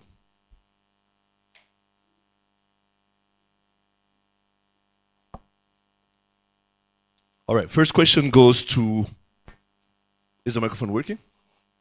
Yes? It works. All right. First question goes to you. We'll start from that side and come back towards me. First question goes to you, Viateur. How should governments and leaders start with the implementation of training for the current and future workforce? Let's start with that. Thank you, moderator, for that great question. I will start by elaborating two important enablers for these trainings to happen. To me, I think, first of all, there has to be a proof that there is a demand. What do I mean by that? It has shown, the experience has shown that people go to something when there is a demand, when there is a proof that there is a demand. In our job, we might be feeling comfortable and think that we know everything and we don't have an issue, but when the government is capable of proving that demand and the policy that is put in place to ensure that the trainings take place, this policy will succeed. So there must be a demand-driven policy to implement this training by government. Second, the government needs to promote or to invest in digital, in technology, because by the time the government invests in technology, that means people in the workforce already realize that they are lacking skills and they have to adapt with that new technology. So with the question, let me also talk of the future part of it, because honorable speakers talked about the workforce as government employees, as educational institutions. But I want to add a specific component that we always forget. The future workforce means our youth. And I give you some key numbers. There is a section of the youth that we don't talk about. The youth that is not in employment, not in education, not in training. Where is this youth? And the numbers are very clear. We have, in Africa, this number goes to 20%. 20% of the youth are not elsewhere classified. And in Rwanda, this number goes to 28.9%. So if you're talking about the future, the training, the digital skills trainings for the future workforce, we should also think about this youth who is not in employment, in education, and in training, and be able to roll out these digital trainings to this particular segment for us to be able to attain the future, because experience has shown knowledge-based economy goes hand in hand with digital literacy. Thank you very much. Thank you, Viateur. Could we raise the microphone a little bit, technical team? All right, I'll move on to Ms. Fungai. Digital literacy is important right now. It will be even more important in the near future. I'm not even talking about the far future. Why is that? Why is it this important to the workforce? If you can have a few examples to cite, please feel free as well. Thank you. Thank you, Director. And yes, digital literacy is important right now to the current workforce. Certainly with our knowledge economy that is anchored in knowledge-based view, which directs emphasis on our new technologies, the artificial intelligence, the Internet of Things. We're speaking to robotics currently. It's important for us to be able to therefore bring literacy on all of these technologies for our workforce. Yes, fine, we can speak to just general knowledge of the word processing, but as we go into the future, there's no way, and as previous speakers have mentioned as well, it's not just about the individuals who are in IT who are just going to need to understand what all of these 4AR technologies that we speak of are about. It's every individual, mothers, our grandmothers. We have spoken, I heard an earlier speaker talk to, yes, we've got these digital devices. Do we know how to use them and how to use them effectively, and how to actually get the, how to become more effective by using these technologies? For instance, you asked for certain examples. I've spoken to not just the people in the IT field, in our manufacturing, in our transport systems, in our, fine, come back to the education systems where COVID, for instance, took us for us to suddenly realize that we needed to understand digital literacies, even for people who are not in the ICT sector. So certainly there is need for us in the very near future, or even maybe now, to understand digital literacies and be able to take them to all, to our students, to our communities, to our industry, and all. Thank you. Thank you very much. Professor Mshandete, as an academic, what to you, what are the future trends of digital literacy?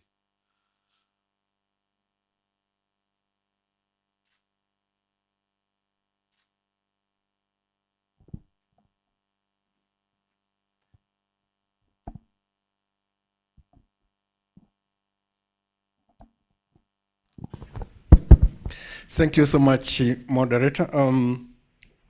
I come from academic institution, and we could see some gaps. Normally, the way we are doing our training, it is in a traditional way, that you need a teacher, you need a lecturer somewhere. But now, I think in an event of COVID-19, it has taught us something, that you can use one lecturer sitting in New York, and then you do the lecturing in Africa. So it means that we need the digital literacy so that you can be able to use this already developed digital technology, so that you can be able to use the human resource. Because the human resource is actually for sharing. If someone is competent somewhere sitting in France, can it be of use down here in Africa? Because we need those kind of knowledge, and we know that knowledge, it knows no border. So for us in academic institutions, we have, I'm talking about from my university, Nelson Mandela University of Science and Technology in Arusha, Tanzania, that we have leveraging on the digital skills, because we have actually Center for digital education. We realize that we need such a center of excellence for digital education, because we need to leverage all these digital skills so that we can make them work within our university settings. And through that, we are also influencing different policies on how to be able to move away from the traditional way of doing things, that you need the physical lecture, but you can also leverage on the other collaborations. You can get a lecture from anywhere in the world, so that you'll be able to deliver the course which you are actually intending. Yeah, so for us, the digital skills really for us, we are in for it. We cannot accept from it. Thank you. Thank you very much. Mr. Ibade, we've already established that there's a digital divide. We heard it in our keynote speeches. We know that it's a fact. Now, what can decision makers do just to ensure that institutions are bridging the gap for that divide? All right. Thank you very much, everyone. And I must say that this is a very timely platform and forum whereby we are, as Africans, beginning to take proactive steps to look into how we can reposition the continent, as far as digital transformation and literacy is concerned. So I will first and foremost commend, the organizers. Please, you can applaud them if you don't mind. Please applaud them. All right. So what can decision makers do? I listened to a conversation sometimes back, and it was a question actually directed at the Prime Minister of India, Modi. And they asked him that, who rules the world? Is it US? Is it UK? Is it Russia? And Modi responded by giving them a whole list of CEOs leading top digital organizations globally, starting from Google, Nokia, and a whole lot of them, almost about 24, key individuals of India national. And as we have all also witnessed in the last few days, UK has its first Indian Prime Minister. Now, I think there's a big lesson for us as Africans. Several years back, India was very deliberate and intentional about, way back then, we call it IT education, information technology, education. And the government was so consistent, and they never looked back. Even, I'm from Nigeria. I've worked in the banking sector for about 25 years. As far back as 2000, and 7, we had the Indians leading our data centers in the banking sector. We have them, directing the banking applications, FlexCube, and all the rest. Where am I going with that? India is a very classic example for all of us today, particularly regarding the subject of digital transformation that we are discussing. Why am I saying that? If it wasn't the decision of the leaders, the decision makers of India several years back to channel everybody's focus and attention, and of course resources and infrastructure, investment and all of that towards digital IT infrastructure, information technology, they would not be where they are today. And honestly, let us face the fact. Digital and IT is dictating the pace of business in the world today. It is not so much of our presidents or the CBN, the governor of the central banks. They are not the ones. It's purely the digital companies, tech companies. So, having put this out there, decision makers need to do the following. The first one is that everybody must be interested in increasing digital literacy. The ICDL, they are doing fantastic work already by providing a very interesting and relatable framework that can at least allow everybody, no matter who you are, be it a core professional or somebody that is just, selling, you are selling cow or you are selling, meat, whatever it is that you are selling, you can, from the curriculum that, was, displayed and explained to us earlier on, everybody can get on board. So decision makers need to begin to look for organizations like ICDL and begin to partner with them to be able to provide direction for them in the as far as digital literacy is concerned. So increase digital literacy. And I also believe I align perfectly with what you said about setting policies or changing policies and standards. That decision makers need to do. We need to recognize that. I think it was about Einstein that said that the current problems that we have can never be solved at the same level of thinking we were when those problems were created. The world has changed post-COVID. We cannot be running the world with pre-COVID policies, pre-COVID standards, and pre-COVID procedures, as it were. Like my little son told me the other day that, look, Daddy, you can't solve a digital problem with an analog mind. And I think the same thing applies to decision makers. We need to change our policies.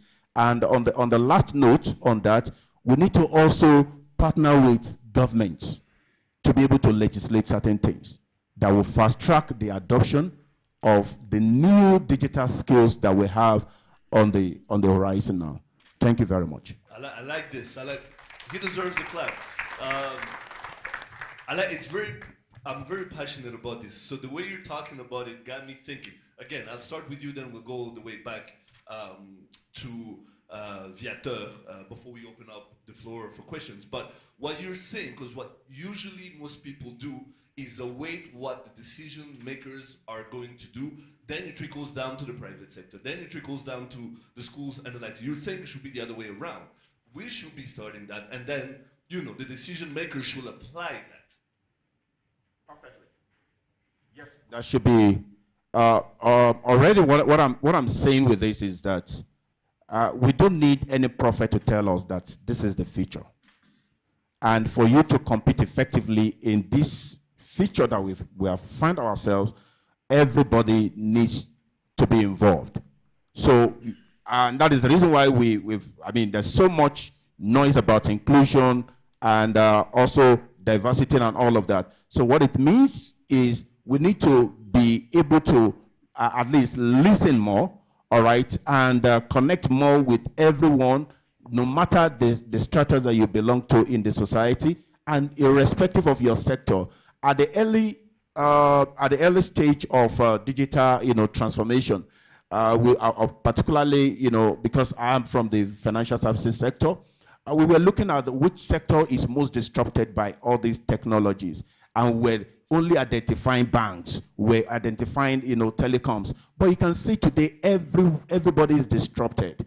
All right, somebody said that years back, you want to go somewhere, the transportation business is disrupted due to the power of technology. So what I'm saying is that we need to not ignore anybody. We need to not overlook anyone. We need to ensure that we carry everybody along, and we listen to, the needs and the requirements, all right, the peculiarities from different, sectors or different, categories of people or communities, like somebody alluded to earlier on. It's important. And once we put that, framework or that, structure in place, it will be very easy for decision makers to also understand what counts, what's important. It is no longer, it is no longer the buyer market, all right? It's no longer the seller market, it's not the buyer market. So we need to understand that everybody, if you want to really make it in this new economy, you must be able to listen to customers, all right? And listening to customers, that all of us in this room and people outside there on the farm, they are all the customers. Thank you very much. Thank you. Thank you very much. All right. Professor Mshandete, we're lucky to have you as a scholar here to guide us. Now, I want to make sure that I wrote it down the right way. Is adopting an internationally recognized digital skills standard for the current workforce and for the future one something that's important, that's key? It is important. In the first place, we understand that we have our traditional way of doing things. Since we have this traditional way of doing things, it has taken us so many years doing the same thing. I remember the CEO was thinking that they've been doing digital skills for the past 25 years, They've been doing the same thing. So even for us, we have a way of doing things for quite a long time. So what we need first is to be able to change our mindset, that it is possible to do things in a different way. That's very important. Otherwise, if you are going to be doing this, the traditional way, we will miss the things which are coming with the digital literacies. Then number two, we need to create some awareness. For example, I know in different countries, universities are regulated by commissions for universities. So we need to create awareness in the first place to those regulatory authorities. Others, if you are not taking them on board, if we come up with some curriculum or pedagogue in a way which deviates from what they've been doing, they're going to crash it, because they'll be like, okay, what is this you're trying to bring in? But if we can engage them, we create awareness, and then we make them to understand that now the future, it is actually anchored in the digital skills or digital literacy. Then once we come up with some pedagogy or some new curriculum, they will be able to understand. They'll be able even to accredit. Otherwise, if we leave them alone, it means that somehow they will crash our innovative way on what the ICDL is actually being doing. Then thirdly, these things need political will. It needs a political will. We have to take on board the politicians, because these guys are the ones which they set up with, they come up with some policies. Actually, they are the final say in a certain way. So if we are able to tap on the political will, to get a support from the political elites, it means once we come up with some new ideas or innovative ways on how to do the things in the education sector, these guys will be able to support. because they could see the value addition which is coming out of it. If these guys, they don't see the value addition, they are likely they can reject it. They can say, well, this is kind of neo-colonialism or neo-imperialism. But if we engage them, get their support, I'm sure the down the stream, as we shall be realizing that is it digital education or digital literacy important in our education system or in our workforces, these guys will be able to understand. And then from there we can leverage on the good work the ICDL have been doing. Thank you very much. Ms. Mukora, we've talked about where we wish we could be. We've talked about who should implement this. But now give us a few examples of the lack of digital skills and how it's affecting the workforce today and how it could affect the workforce tomorrow if we don't address it right now. Thank you. The lack of digital skills would certainly affect our current and future workforces. To start with, just having the digital skills makes us more effective. And therefore, our current and future workforces without the digital skills would not deliver effectively on targets, would not be able to achieve goals that are set. Our current workforce, we're living in a very fast world, and we certainly need digital literacies for all of our functions to be able to achieve what we need to do. There's need within our workforce to be able to configure equipment for us to be able to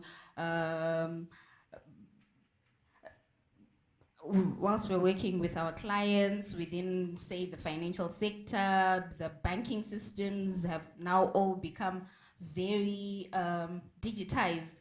If our workforce aren't literate, if they don't know how to work these machines, work these systems, then certainly they will not be able to assist our clientele, regardless of which sector we speak of.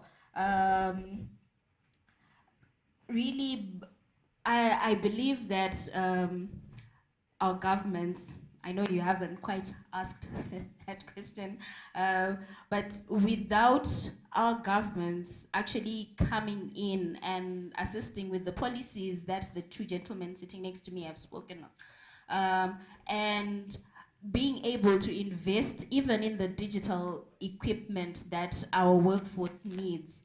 Our workforce being the people who are working on the ground, we need them skilled in how to use their systems. We need them equipped with the necessary digital tools, because at times we might end up saying our workforce are not delivering, they're not digitally literate, and yet we have not equipped them with the necessary tools for them to be able to function.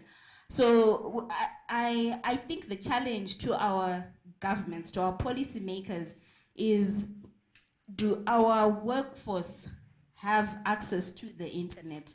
Do our workforce have access to the necessary tools that they need for them to be able to achieve what they need to achieve their goals? Do our workforce have now are they literate enough to work with these given tools, with these given technologies for them to be able to deliver? And once all of those questions are answered, I'm sure our workforce will then be, without a doubt, will be able to function in a more modern society, in a more modern world. Thank you. Thank you very much. It's pretty much a segue to the question I wanted to ask Viateur. Before we open the floor to questions. What do we need to, based on what you said, what do we need to inspire more people to embrace digital literacy? What do we need to do to have them embracing it? Thank you very much. As I said, people tend to think that they know until they realize they don't know. I will give an example, a specific example. In one of the team member used to delay the work I used to give related to data, and it could take a whole day manipulating a data sheet when actually I was expecting in 1 hour. So until I called that person and sit together and let's do this together, and I realized that he was manipulating Excel data, and whenever he needed to do calculations, he had to use a phone calculator. So that to me was very, very alarming. And I started to realize, doing assessment among the teams, that we really have a problem.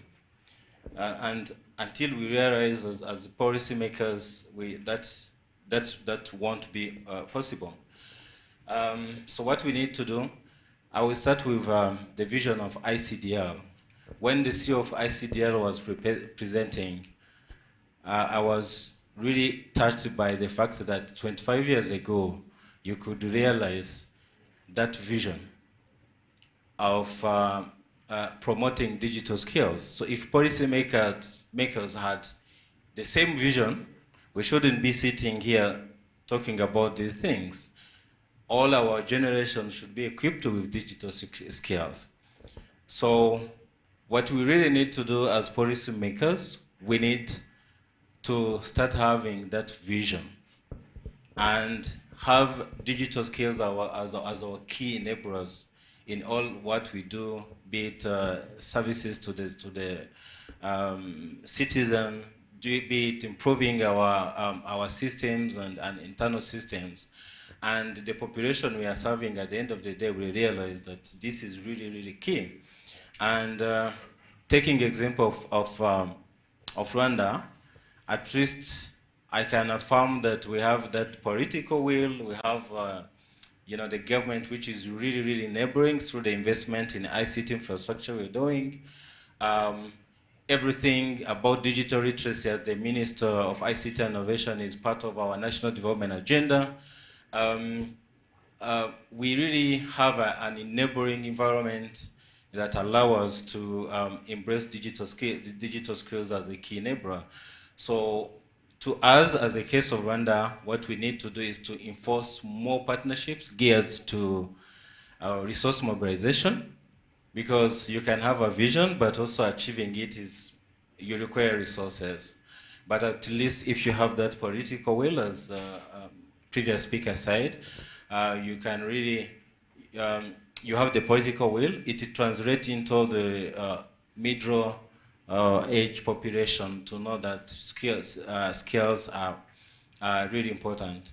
I will close by a research, because I believe that all our policies need to be driven by research, driven by data, and that's how our population will understand what you're talking about. In this week, or maybe last week, I participated in the launch. There's someone called Robertson Shari, who wrote a book called Time Traveling Economist, where he shows that the literacy rate, key factors actually, literacy rate, power, that is energy, and fertility are the key factors that will allow us to achieve the knowledge-based economy, because I'm coming to that. This is where we are heading. Rwanda wants to be a knowledge-based economy by 2035. So you may challenge that, but one of the key things after analyzing the data, what he says is that if you have a literacy rate below 40%, kind of forget about industrialization. And industrialization is all about knowledge economy. It's all about strong financial sector, strong transport systems. So we need to embrace this kind of research to be able to convince our team members, to convince our population, our youth, because they are busy probably with other things, or they even don't realize that this is a need. And for us to be able to convince them, we have to leverage that particular will, that enabling environment which is there, and then show them facts, and actually show them importance that after you finish this is what you're going to get, because it's all about jobs at the end of the day. It's all about being able to present the certifications, as you said, to motivate someone that this is actually what employers are looking for. And this involves the private sector to also embrace the importance of the digital skills, and to be able to motivate the youth taking up the program or the certifications. Thank you, Viator. So enabling environments, political will, very important. Let's open the floor. Do we have a microphone that's going around so we could get the questions or comments? Yes, a microphone, please. Technical team, protocol team.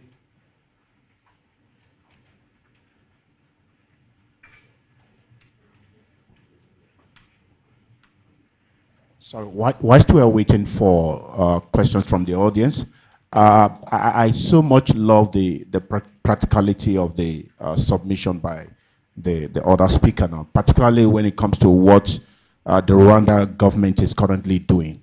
And I just feel that I should chip in one or two things, particularly, the need for us to also look at, putting in place what I call, providing operational incentives.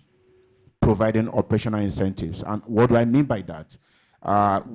For instance, this is an institution that is doing a big work, all right, within the space of digital, transformation and literacy. We may want to begin to look at how do we begin to create different tax incentives for them, all right, where necessary as government. When I see you as an organization that you are promoting and you are contributing to the development and the growth within that space, should we begin to give them tax rebates? All right, it's a possibility. Do we also begin to look at being able to provide affordable loans, all right, to implement or execute their projects? All right, and the thought that I'm going to drop is, even where they currently have access to loans, do we want to begin to consider different interest rates in order to generally incentivize everybody? And those that are currently not interested, by the time they see all these benefits, they might just have a rethink. Thank you very much. Thank you. First question. Thank you very much. My name is Dan Moenda, and ICDL Uganda. I'm very pleased with the healthy steps that my country is taking towards digital skills enabling, but also strongly appreciate the discussion we've had, especially the guidance that this should be taken from top. The decision makers need to make this transition very easily on, but also support it in so many other ways, including financial, but also acceptance. And I think when I look at this more clearly, to me, it's the issue of the challenge of the micro problem of accepting to change the mind. The mindset is a problem. And so I want us to be helped. I'm an ardent reader of the Bible, and I think the Bible says somewhere that be transformed by the renewing of the mind. And I think if they wrote it today, they would have said upgrade. Yes, the mind. Now the mindset is still in the old version. And so this has hindered so many societies and communities to accept, to leverage technology, to focus on the economy best. My question to the panelists and the rest of us, how do we support the communities, especially the leadership in education, in the banking sector, and so many other government and non-government prestataries, to change their mindset? How do we bring up this conversation that helps them to look at this the positive way? Because so many think that now you brought these technology things, I'm going to lose my job. Yeah, so I will push it down. These things are going to run very fast, so we won't have the ability to take time. We've had a problem in so many communities that things take time to be processed, even when it will just take an email. So how do we change the mindset? Thank you. Thank you. I did not know we were going to use Bible quotes, but makes it even more interesting. Anyone wants to take a crack at it? Go ahead. Because it's talking about the mind set change. One way is to be able to create an awareness. Maybe we call it awareness campaign on the importance of digital literacy to the governments and also to the strategic partners. So if you make people aware, it means that they have some knowledge. They will be able even not to resist about of being traditional. So to me, is to have a great awareness campaign at different levels, so that people will be aware that we are in the era of digital literacy or digital skills, which we cannot like run away from it. So create awareness campaign at different levels. That's my contribution. Yes, go ahead. If I can contribute, complement Professor, giving specific examples of the context for Rwanda. Maybe we are lucky to have like a connected society, not in some terms of technology, but in terms of values and how we embrace change. Minister Pora was here. How we started this journey actually was mainly from top down. Let me use that example, because after creating the demand that I was talking about, the Ministry of ICT Innovation showed that there is a demand. They made assessment together with ICDL team, and the numbers were really bad. So what we did, we developed a policy document that was approved by cabinet at cabinet level.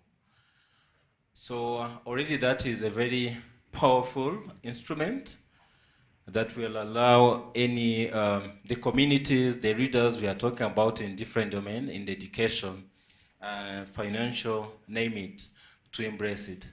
Because it's all about what government is taking forward, and it's all about a policy that will enable us to implement the national strategy for transformation that we have. So with that, we really don't see any challenge. The only challenge we are having is how do we get resources to implement that?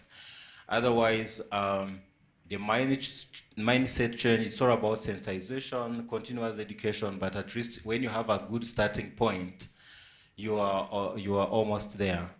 And also, in terms of mindset change, okay, I had a point here. Sorry. Connected to that enabling environment that I talked about that helps on awareness changes, we are thinking of, for instance, enrolling the program as part of all the institutions, public institutions, as part of, for instance, onboarding employee package, for instance. If you are a head teacher working in education, if you are joining the financial services, what are the ABC things that you need to have as a package before even you start working? So already that's a enabler that helps. Before someone feels that I'm a professional in accounting, there is a package of things, including the digital skills package that you need to undergo before even being qualified as a head in a ministry or something like that. Thank you very much. Thank you. Let's take two more questions before we move on with our program. There's a lady at the back. If you could have a microphone. All right. Thank you. I'm Ernestine.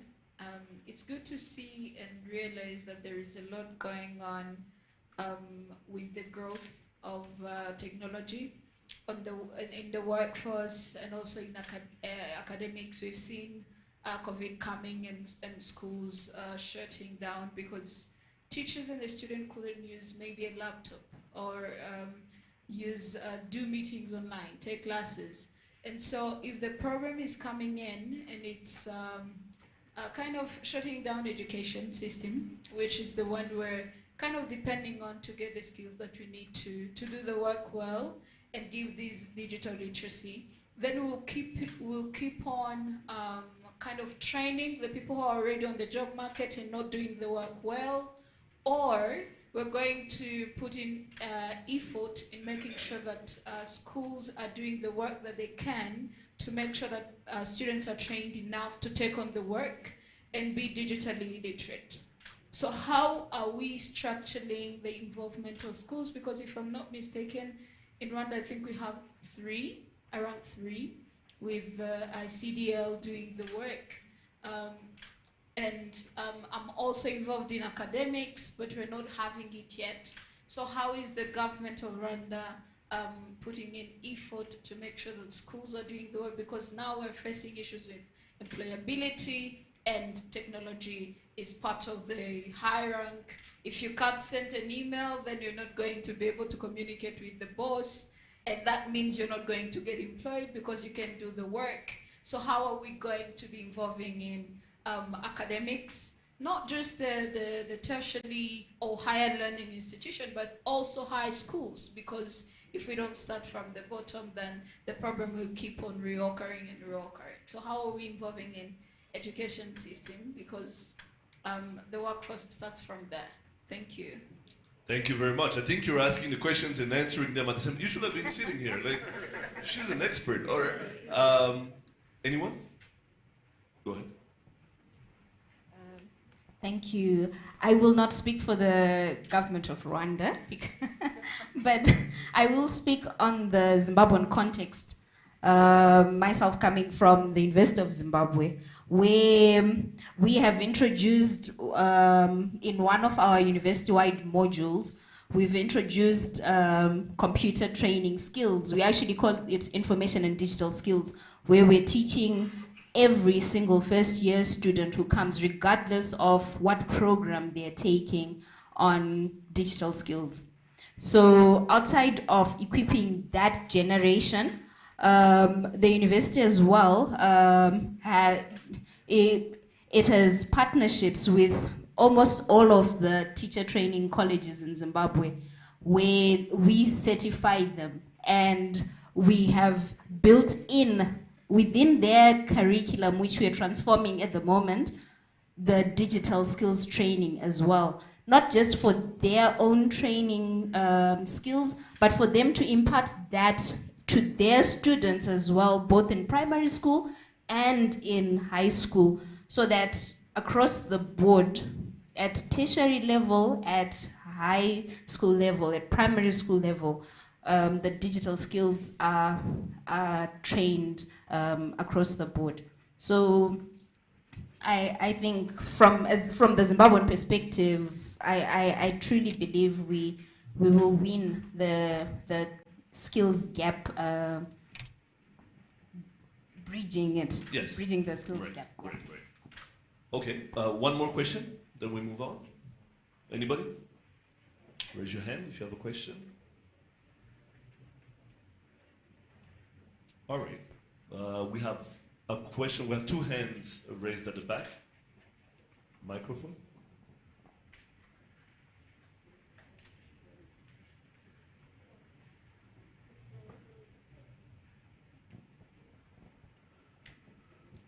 morning, everybody.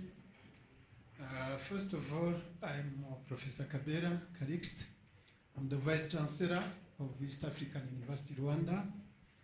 I'm also one of the pioneers of putting in place teaching institutions to make sure that ICDL is spread among our students.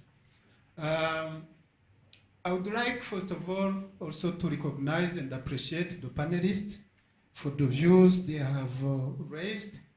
And I'm also one of the people who believe in the powers of policy.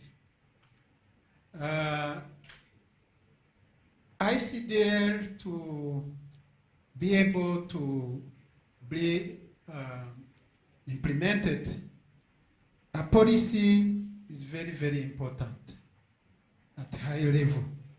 And once the policy is there, then the campaign, large campaign, can start to sensitize people to adopt ICT skills. One of the panelists insisted on the demand.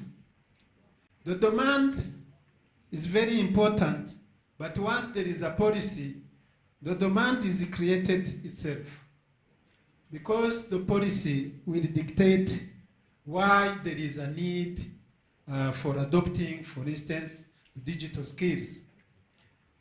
If I take the case of Rwanda, we had a talent policy of 2017, which actually enabled many institutions to adopt the digital talent policy. Once this was established, it was really the beginning of making awareness, because the government has put in place infrastructure, has put in place the policy, and the remaining was services that requires people to demand ICT or digital skills. So if you look at government level, many services now are demanded online. That has created already the demand, because we believe that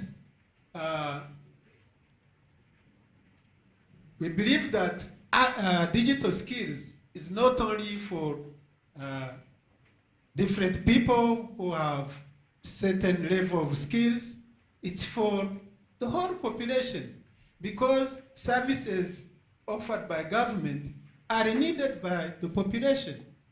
So therefore, any intervention that needs to be taken should be based on the needs of the population. So digital skills are no longer needed by probably people who are educated, but also anybody who seek for any services, because currently, for instance, at university level, we are talking of paperless. So if we are talking about paperless, it means that all students are obliged to seek services through using digital skills. So if you put in place such policies that enable everybody to adopt, to go into that spirit, then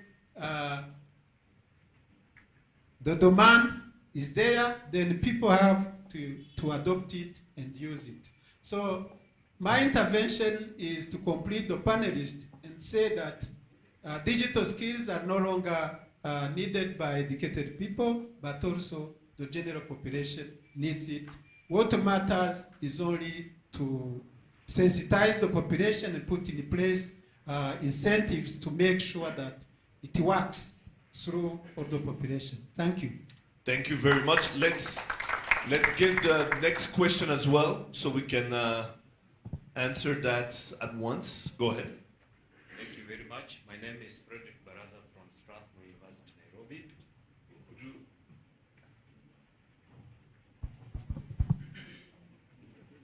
Thank you for this forum. My name is Frederick Baraza from Strathmore University, Nairobi. So my question is actually closely related to what the previous speaker said. And I want to tap into the knowledge of the panelists to advise us on the best way to roll out ICDL in rural Africa. Because I understand that the bulk majority of the African population is still in the rural areas. And we want to accelerate the digital working skills into the rural population so that we can have an all-inclusive and also, I mean, ICDL should not be an urban population thing, but the entire population. So how can we accelerate penetration of these skills to the rural population? Thank you very much. Skills penetration into rural Africa. Go ahead. Let me contribute to what Professor said and the gentleman who just asked the question. I came from Arusha in Tanzania, where the EAC headquarters is, East African Community is. And I also practice innovative strategic thinking. The way I see that, how can we roll out digital skills or literacy, it is that if the ICDL can engage, for example, the EAC. If you engage the EAC, it means you have engaged 7 countries now. So if there's any way strategically you can engage the EAC headquarters, and they can actually leverage on the experience of Rwanda. Because I'm hearing here that the Rwanda have done some, they have some policies, etc. These guys at the EAC, they do share. They do share some resources, they do share some knowledge, your experiences. So if there's any way ICDL can engage the East African Community headquarters in Arusha, Tanzania. From there, no, if it trickles from the EAC, definitely the rollout in the villages within the EAC can be taken up. That's my contribution. Otherwise, I know that ICDL we have an MOU with my university, and if I look at it, it is on micro scale. But I'm looking at scaling up within the EAC. So my main interest here for ICDL to engage the East African Community headquarters in Arusha, Tanzania, so that we leverage the experiences we already have in case of Rwanda. Thank you very much. Go ahead, Jetta. Go ahead. I want to add 2 points. How do we promote ICDL in rural Africa? I think if you think of enrolling ICDL trainings and also think of putting up infrastructure, that will not work because it's all about resources. The only advice I can give is to leverage existing infrastructure for you to enroll ICDL trainings. How about, for instance, using school infrastructure when the schools are off, for instance? How about leveraging existing regional training centers? For instance, in Rwanda, we are privileged to have training centers across the regions. At least in each province, there is a fully equipped training center managed by the Rwanda Management Institute. That is our public training institute we have. And we also have other training facilities that are put forward by development partners.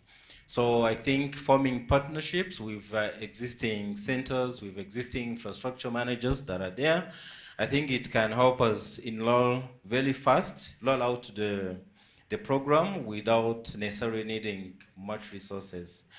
And also, the intra-African collaboration is key. For instance, here we have, if I may call it a company or a school from Nigeria called Bridge International. What they are doing, they have rolled out the digital content in primary schools in selected areas, in primary schools across Rwanda rural areas. So this is, for instance, a company, a school that we partnered after realizing that they have potential in terms of rolling out the easiest or cheapest way to or program to reach the digital literacy. So I'm saying this because I don't think we should target to have primary school kids to have ICDL certifications, but when you're talking about rural, what are other innovative partnerships we can forge for us to be able to educate that young population and avoid this firefighting tendency that we are doing, as our colleague has said. So, for instance, we also have a partnership with Education First, that is promoting or educating English proficiency in tourism and hospitality sector across the country. So, for instance, that is a very key partnership to leverage because they ensure that everyone has a digital device. You know, they ensure that everyone has a content. So how about, for instance, forging those partnerships with already existing partnership and see how do we incorporate ICDL or digital trainings as part of the existing partnerships before we think of you know, new, enormous resources which we normally don't have. Thank you very much. I would ask you to please give a hand of applause to my esteemed panelists. You've been fantastic. Kindly get back to your seats. Thank you very much. I appreciate it. All right, ladies and gentlemen, as they get back to their seats, there will be some reshuffling here on the stage. We were supposed to have the second panel right away, but for time purposes, the second panel will take place in about 5 to 10 minutes. We'll first have the MOU signing, so if the protocol team could do the reshuffling quickly before we move on to the second panel. Thank you.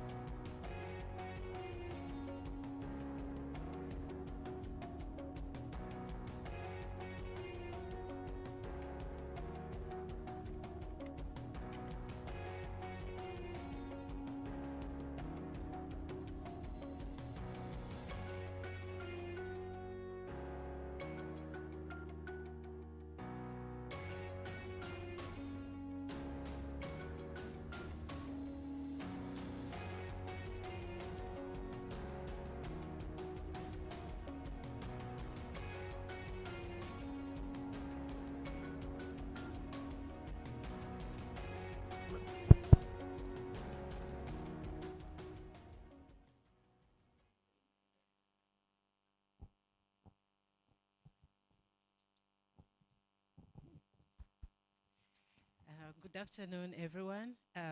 We're privileged to have a partnership. We've been working with the government of Guinea-Conakry through the Ministry of ICT, and now it's our day to put the foundation on our partnership. It's now almost a year that we started, and the MOU signing is to say that we are starting to work together in Guinea-Conakry.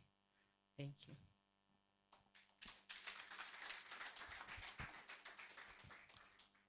Thank you, Solange. Photographers, videographers, if you need. All right, okay.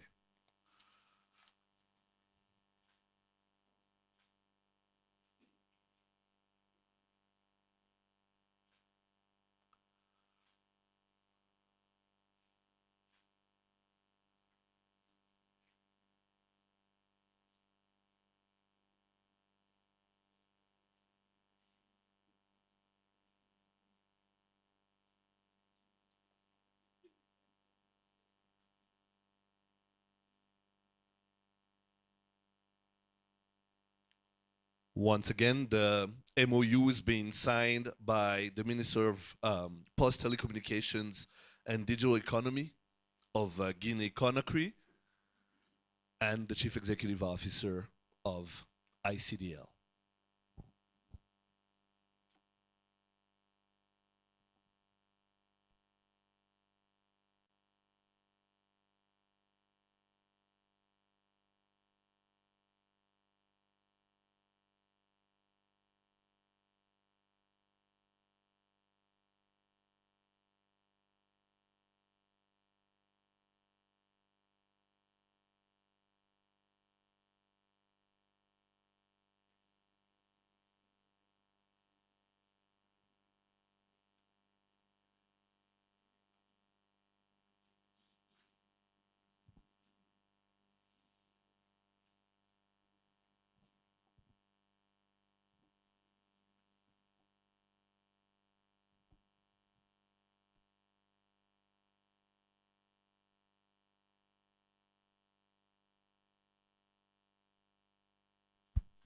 A round of applause.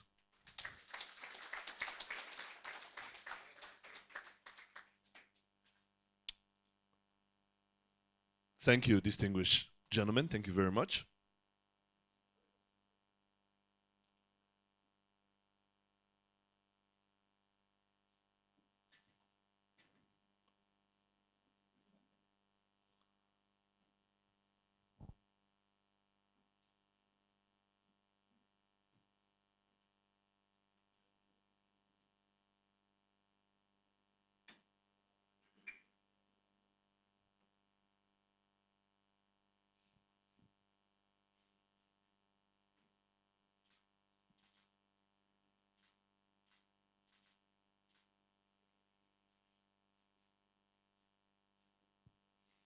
Thank you, distinguished ladies and gentlemen. Thank you.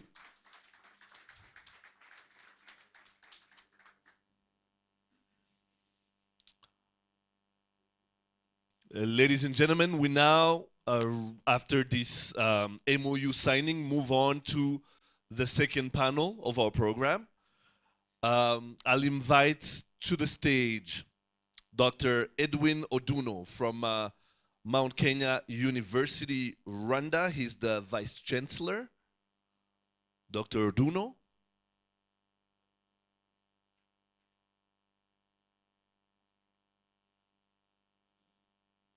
I'll also invite Serge Ondobo-Tsanga, who's the Chief Executive Officer at Musisi Group.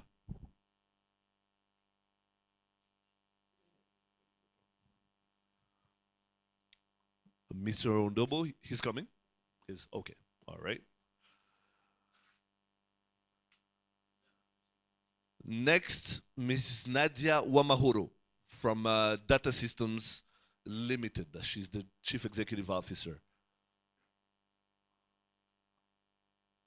Thank you. Last but definitely not least, Honorable Ongundimuleke from Tom Flem's Consult.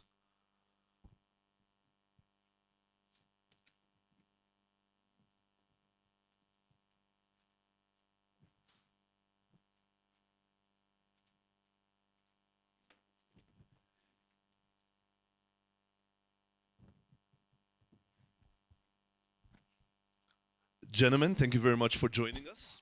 Ladies and gentlemen, if we could pass the microphones along.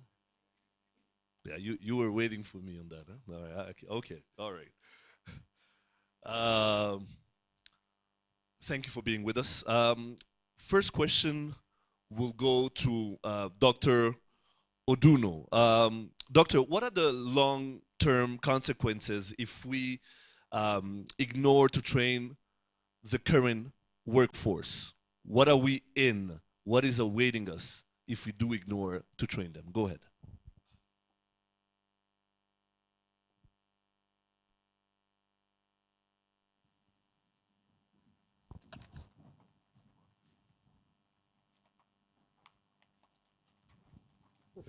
Thank you very much.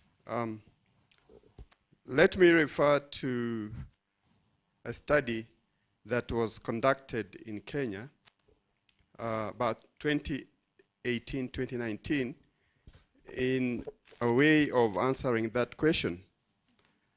There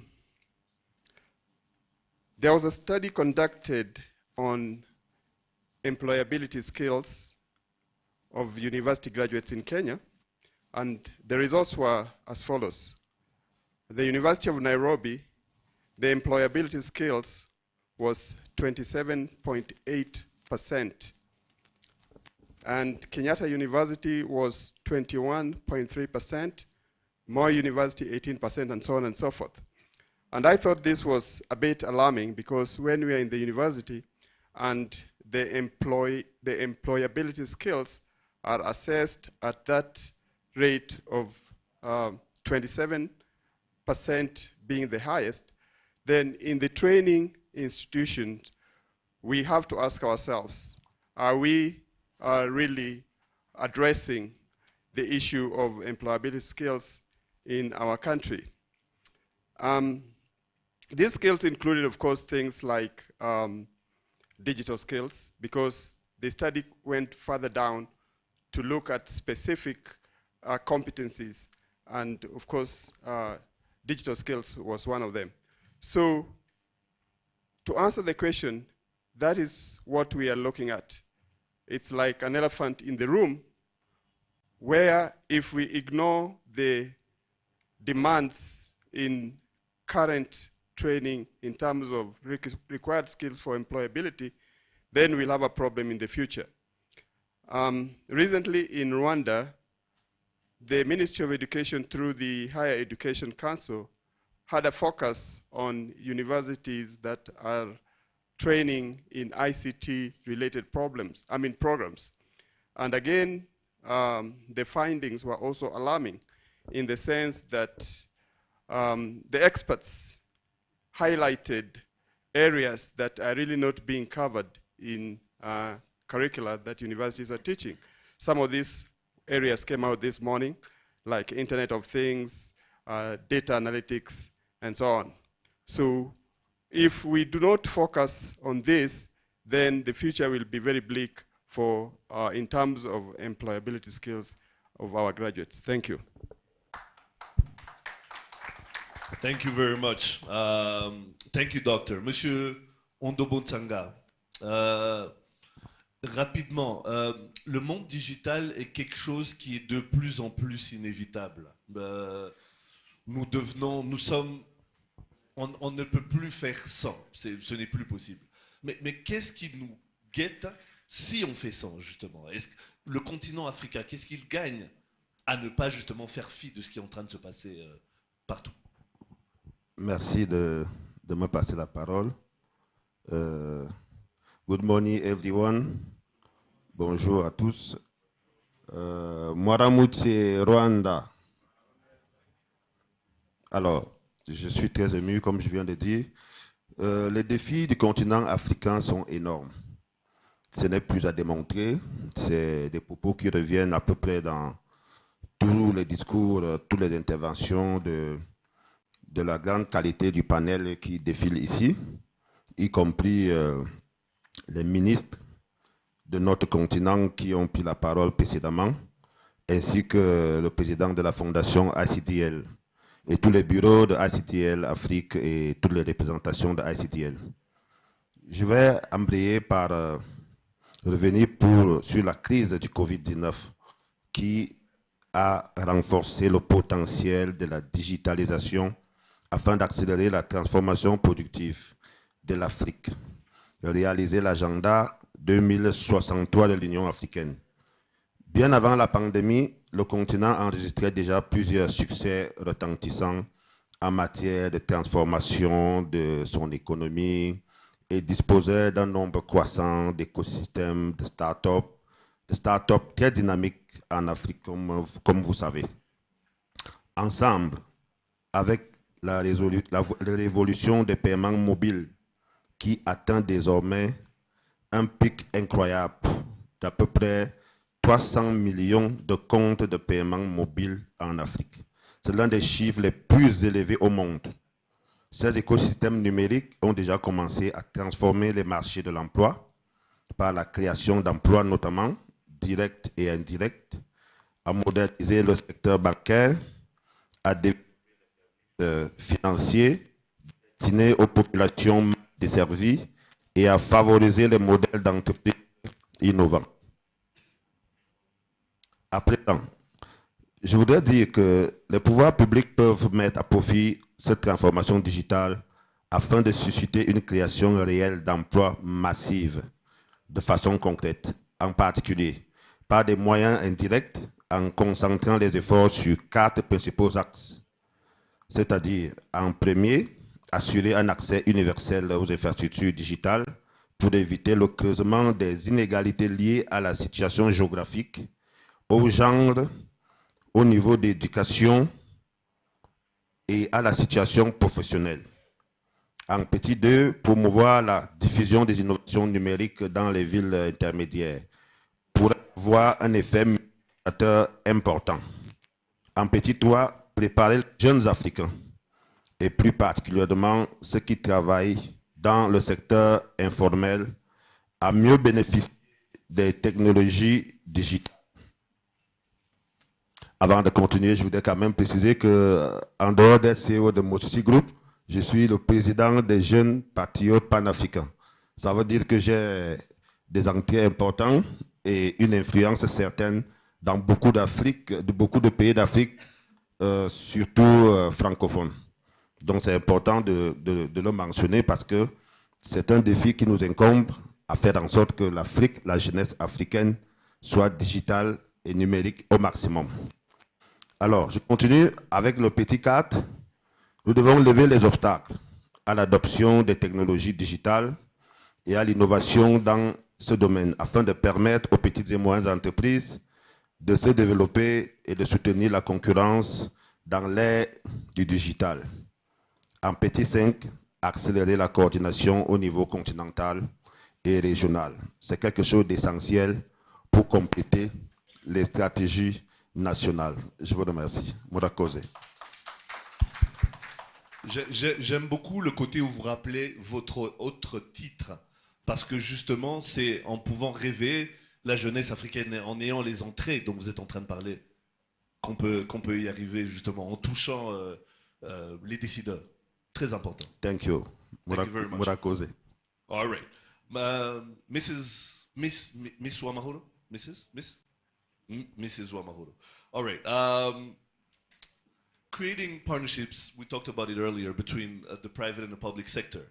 How can creating them for implementation benefit the acceleration to train the workforce today, the current workforce?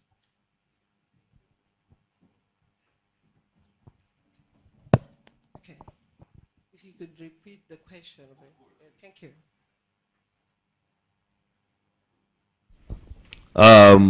Creating partnerships between the public and the private sector is very important in this case. Now, how can having both of them collaborate accelerate the training of the current workforce, the one that we have at the moment? Hello, good morning. Yeah, my name is Wamahoro Nadia. I'm the CEO and founder of Data System. It's a software company.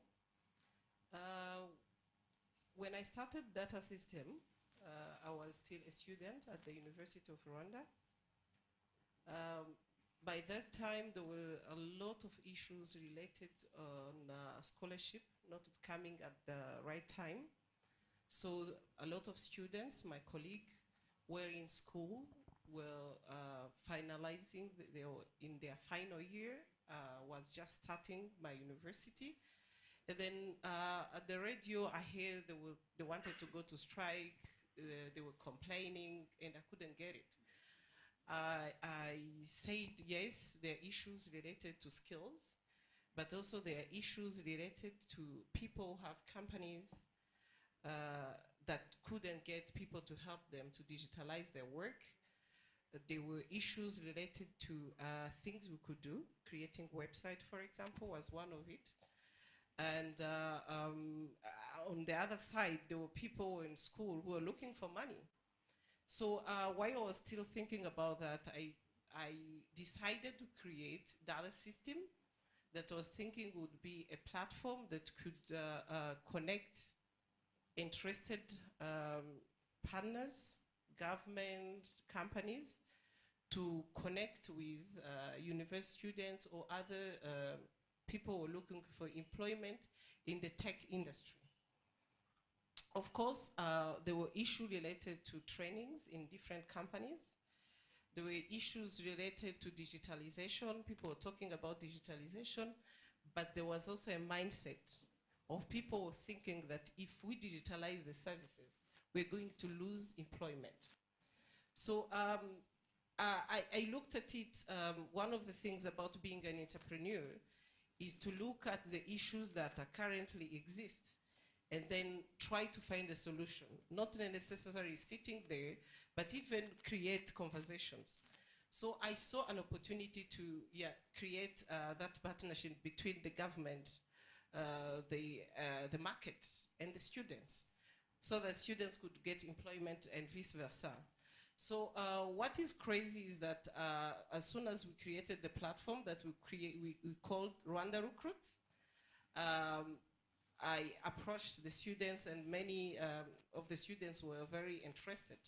So we put the platform, we got people like UNHCR who were looking for, exactly at the same time they were looking for people to digitalize, to create fingerprints and build a platform where they could register refugees.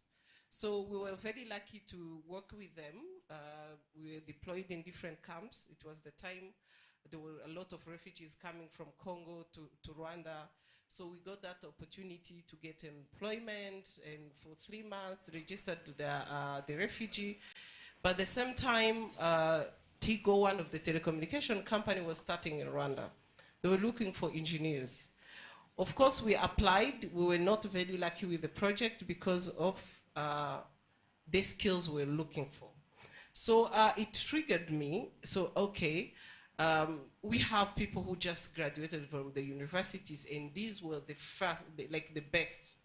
But then you have another company that knows what they're looking for, but if they can't recruit these people, then there is skills mismatch. So, that was one of my observations. So as I continue, I came across a project that the government of Rwanda was implementing called One Laptop Per Child. So I went to visit the project because it was something I was very passionate about when I was in still the school, primary schools and secondary school. I was dreaming of having a computer, but that was not something that were existing. Not all the schools had computers, but even the computers that were there was meant to be used during the course of ICT. So each time I was going there, because I wanted already to become an entrepreneur, to rent some of the computers, they were telling me, sorry, it is closed.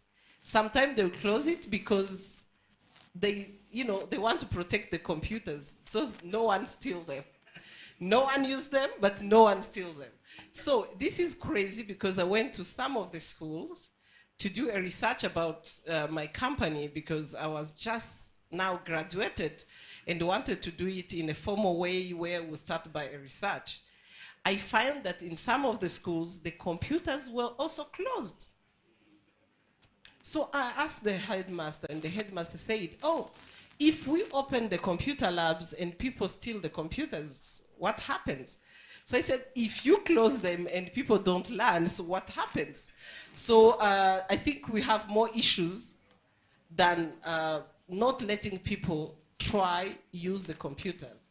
Trust me, today we're in 2022, that time it was in 2013, but still the same issues still exist. And how? Still, because not so many teachers are trained on how to teach with technology, so they tend to not use computer in teaching. So it's not the students now that are afraid of using computers, but they cannot access computers because the bosses who are the teachers are not equipped. So if we want to change all this, so we need to type the point where the computers need to be, yes, took to schools, but also teachers need to be trained on how to teach with technology. So having solutions like ICDL, I think it's very important. You cannot just give computers to students and forget teachers, but you cannot give teachers computers and forget to train them. So these kind of trainings that brings the skills gap, but at the level of the schools, they are very, very important. So the culture of learning using a device, it's not only about learning ICT, but it's already about understanding the tool that you're going to use in the workplace. So this has to start, this kind of program has to start from the school, but coming up to what you're saying about employability now. People get the chance to use computers when they're in school. Then at the university now, it's no longer about learning what they're teaching you.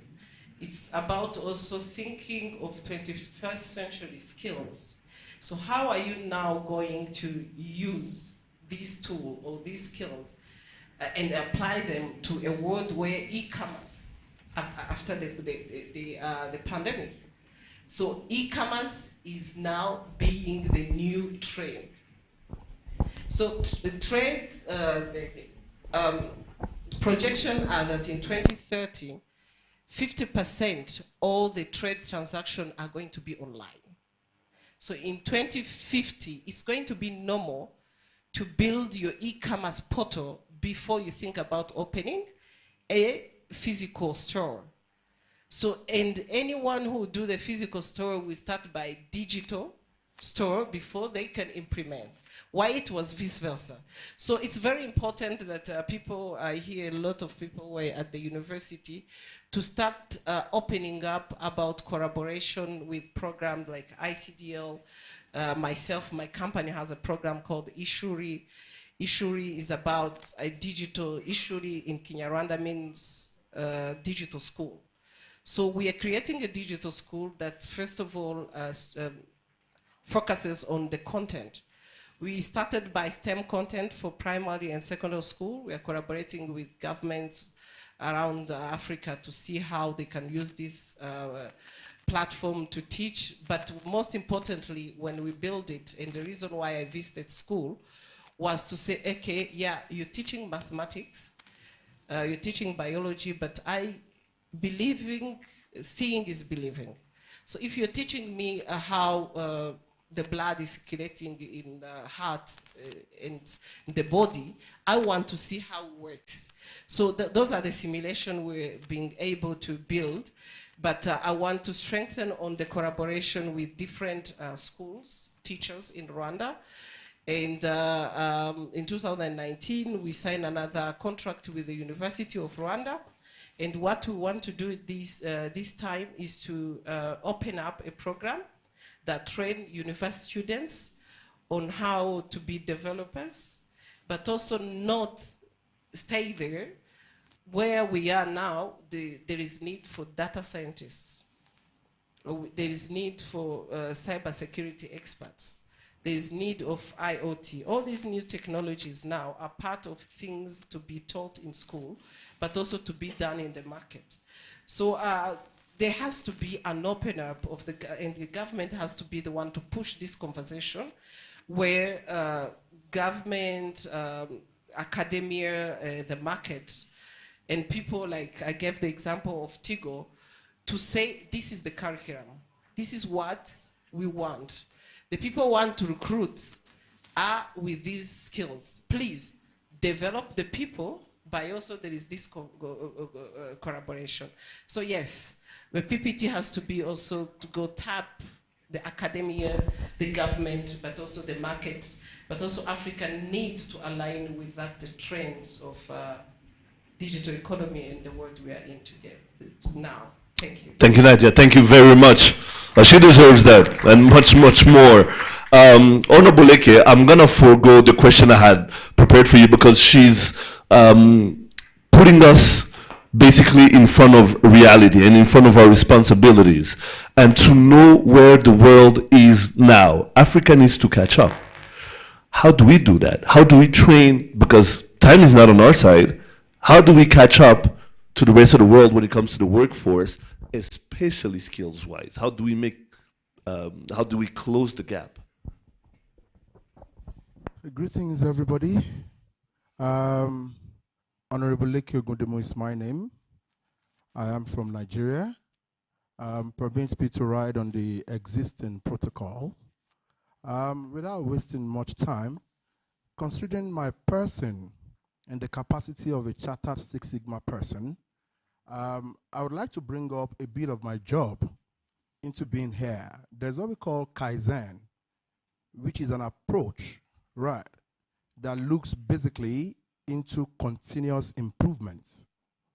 Right, with this continuous improvement approach, there are a couple of things I'm going to bring into Six Sigma that would eventually be related to the topic of interest and the topic that is currently ongoing.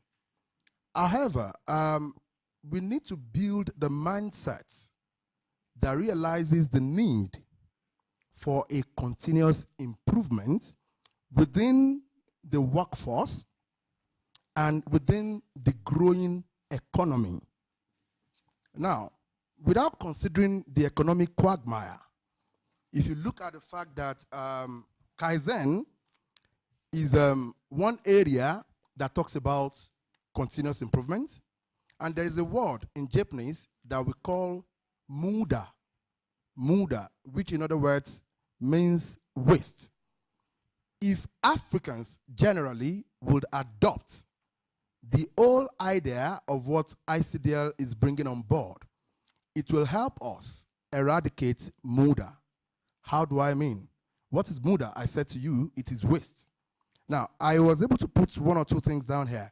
Muda in Six Sigma, which could be applied to all schools across Africa, regardless of their level, be it tertiary, primary, or secondary institutions. It will do us the way, okay, I think somebody mentioned this point. I haven't written it down. Somebody mentioned it, I think one of the professors over there, that we can do without having papers, which is a waste in the current economy. If you look at it, the use of paper and pen is currently a waste. We could learn without the use of papers and pens. How do I mean? In Nigeria, where I came from, there is a large campaign about converting waste to gold. How do I mean?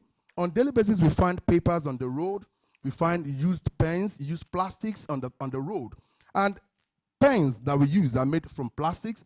The paper that we use are going to eventually contribute to a large scale of waste at the end of the day, which would eventually give the government a concern towards looking for a way to get rid of these things from the streets.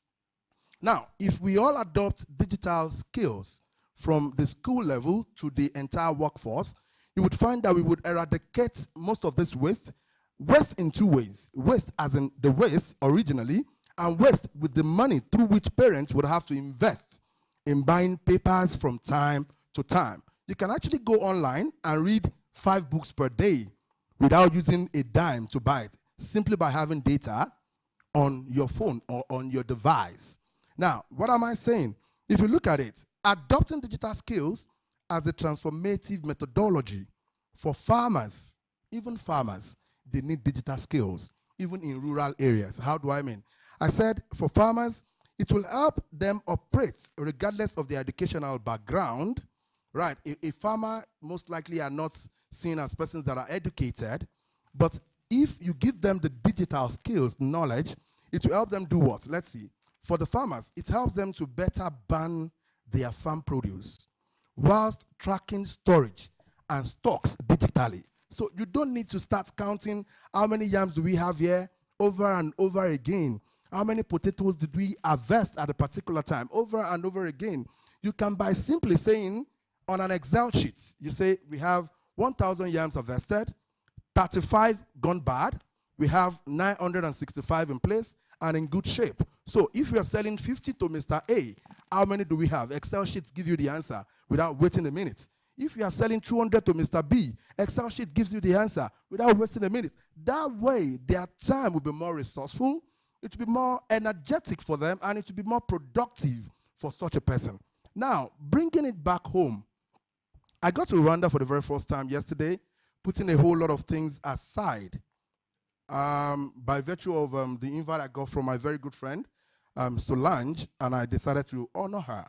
Now, when I looked around, I was at the topmost floor of this particular hotel, and I had a discussion with a friend that came in from the US while we were eating, and he said one of the reasons why digital skills would not be permitted in Africa is that it's going to help us face out the major root cause. I mean, that's another Six Sigma part. RCA, deploying a root cause analysis on what is the reason why we are staying away or deviating or shifting from adopting digital skills as a primary way of life in Africa. And that's why if you look at the economy globally, you'll find that we are way behind, like he rightly said. So one of the ways to go is to quickly adopt this system. But then my friend told me, he said, the people that are feeding fats from the problems of not being digitally inclined would not allow it to be implemented in this part of the world, which is Africa generally. So what do? Let us be able to show them through the areas where we are missing it. Under Kaizen, there is a part that tells you about identifying the problem. When you identify the problem, having deployed a root cause analysis, then you bring up a measure through which that problem could be tackled. And what is the measure? ICDL has been able to proffer a solution for the way forward, which is by getting everybody into a digitalized lifestyle. Now, how do we know if this has worked? I mean, when I listened to the MD the other time, or the founder, he said something and that got me really thrilled. He said, okay, why ICDL? I heard that, and I think I noted it here. He said, simply because it works. So to the point where you need to analyze whether the solution you have, the hypotheses that are available for you, are they workable? He has said it. He said for 25 years, it has consistently thrived. So if that is the case, in my country, Nigeria, where I met Solange at the office of the Director General, the National Youth Service Corps, I'm aware that they came there for a purpose. If you are able to catch it from that level, which is a person that is already a graduate, and you are able to track it, okay, from the fundamental level, deviating from what one of the panelists said earlier, that a primary school child or pupil do not really need to be digitally skilled, right? I want to deviate a little from that fact. You need to start with them. If you go to Spain, they don't wait until a child is 12 before they start teaching them how to play football. They catch them young. In China, if you are a manufacturing guru and they've seen in you certain skills that are worthy of being lauded, the government picks you up from that level and they start building you. So it's going to even make it a lot easier for people like ICDL to be able to thrive better, because you don't have to start from the fundamental level. When they eventually grow, and I mean, they have the primary knowledge of what a keyboard is, they understand what a mouse is, they have, I mean, some basic knowledge of, I have so much to say, but let me save the time. Thank you very much. Well, we could listen to you for hours because it makes a lot of sense. Now, do not keep your microphone. I'm still coming to you. Now, when we say this, it means the youth, kids have to be, by the time let's take ICDL as an example in this case. By the time ICDL picks up this kid from the workforce after they're done with their studies, when they start in the workforce, what you're saying is that the earlier these kids have skills, the faster we can catch up with the rest of the world, because then It will be just a matter of them having the proper the proper tools. That's what you're talking about. Yes. Now, let's say we understand that. In this room, we understand that. What I'm kind of mad at is that usually when we have these kind of gatherings, these kind of forums, once we get out of the room, everything stays in the room. True. What do we do to implement what you're talking about? All right. That's a very tactical question. I like it though. Okay, so basically, I happen to be the founder and the principal consultant of Tom Fleming Associates International Limited, a firm that helps organizations to grow their return on investments, one, and we also help them improve productivity in their staff. Now, the question relates to this was that I did a program for EFCC, that is Economic Financial Crime Commission in Nigeria, and somebody engaged me, the person who happens to be the commandant of the EFCC Academy. He said, look, we are having a problem. I said, what's the problem? He said, we are aware there are lots of cybercrime, but we have personnel who are not digitally skilled, who do not understand what Bitcoin is. How does he operate? Most of the cybercrimes now goes underneath the name e-money. You know what I mean by that? E-currencies. Now, you have Bitcoin, you have a whole lot of them. Now, they do not even understand where to start tackling these cybercrimes from because they themselves lack the digital skills knowledge. Now, going with this to ensure that we do not leave all that has been discussed here in this room, the way forward is for us all to have an open mind and agree with every panelist and all other persons seated here, especially the ICDL team, that the way forward today is the digital skill. Once we accept that within our minds, then it will be a lot easier for us to align and drift towards acting in that capacity. Thank you very much. Thank you, Honorable Leke. Mr. Amahoro, tell us about the hurdles that you meet on a daily basis, weekly basis, however long or short you want to take it. But tell us about the hurdles you meet when trying to explain to the workforce, to the people you have to deal with on a daily basis, what is needed and what gets you frustrated. Thank you very much.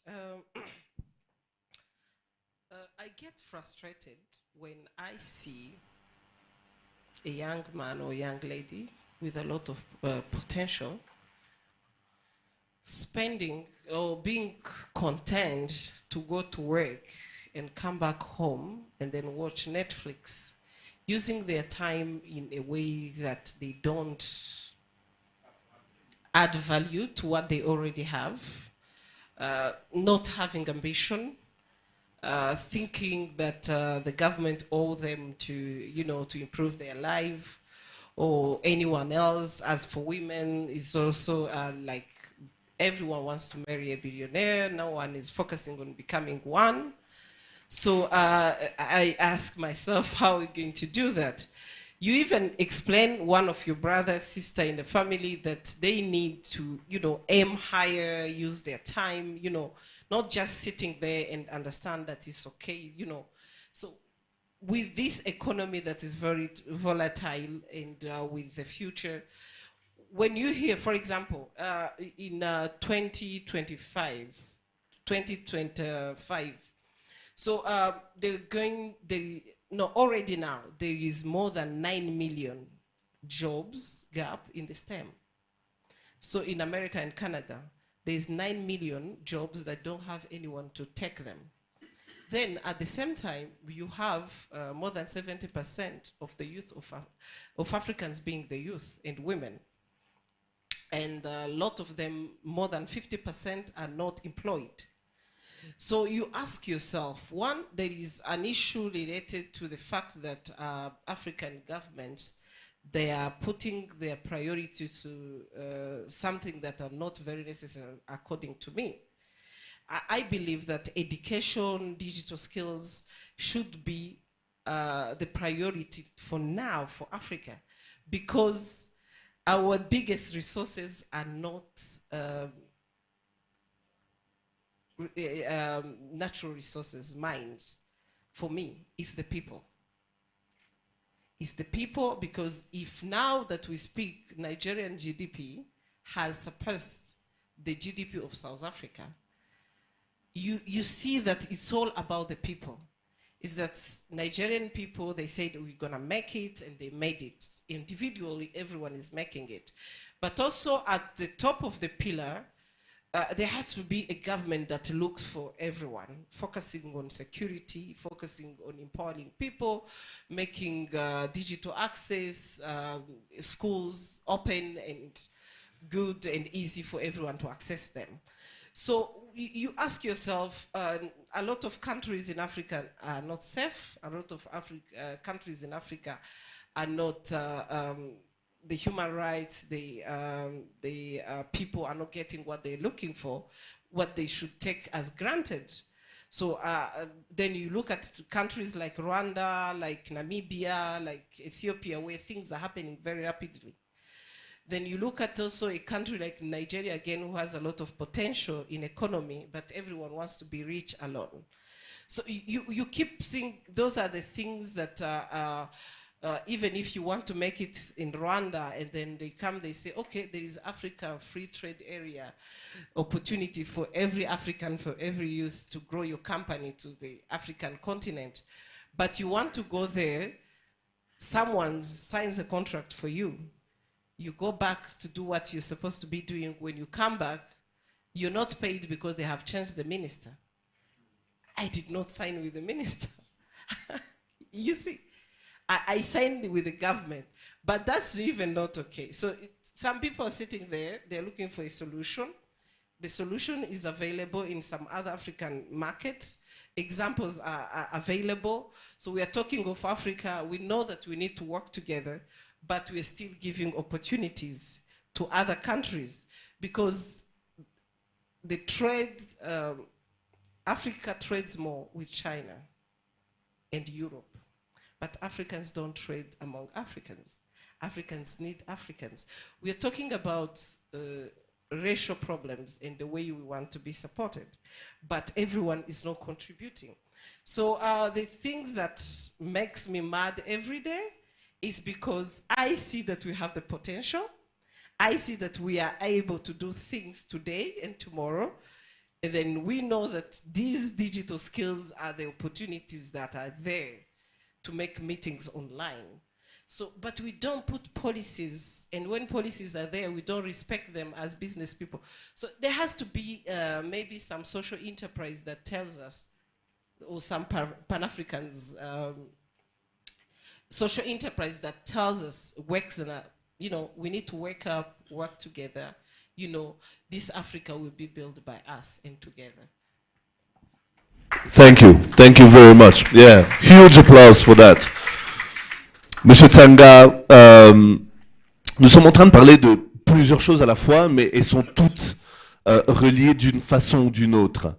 L'interdépendance entre le secteur privé et le pouvoir étatique, le fait que la jeunesse doit être formée très tôt pour qu'on puisse rattraper le retard qu'on a. Nous avons l'honorable Eke qui a parlé des footballeurs espagnols qui sont formés très tôt. Et donc à l'âge de 12 ans, quand ils intègrent des académies, il y a déjà une base. Il faut qu'on ait une base.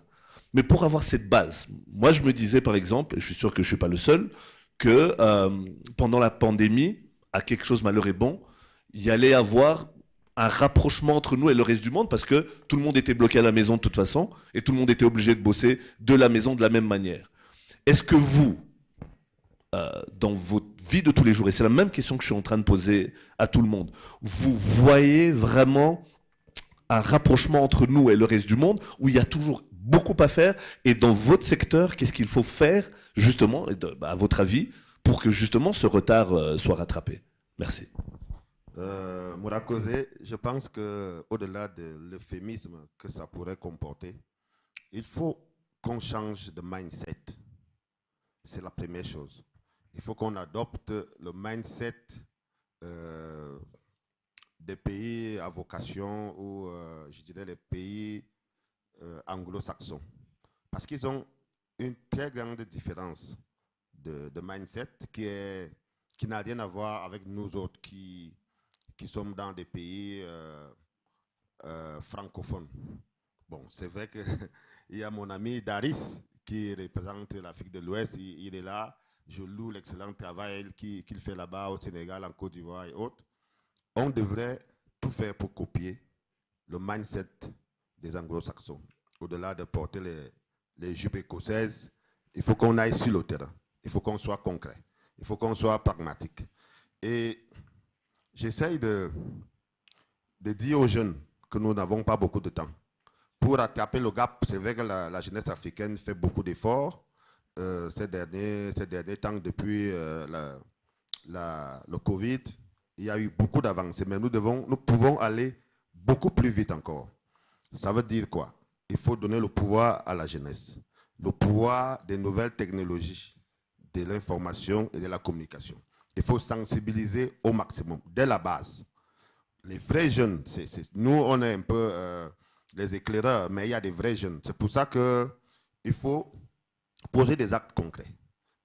Je vous dirais par exemple que dans ma délégation, il y a des gens qui se contentent d'aller dans les colloques internationaux, des conférences, ICDL ou autres. Ils viennent, les CEO viennent. Ils viennent, on s'assoit là avec les beaux costumes, les belles robes.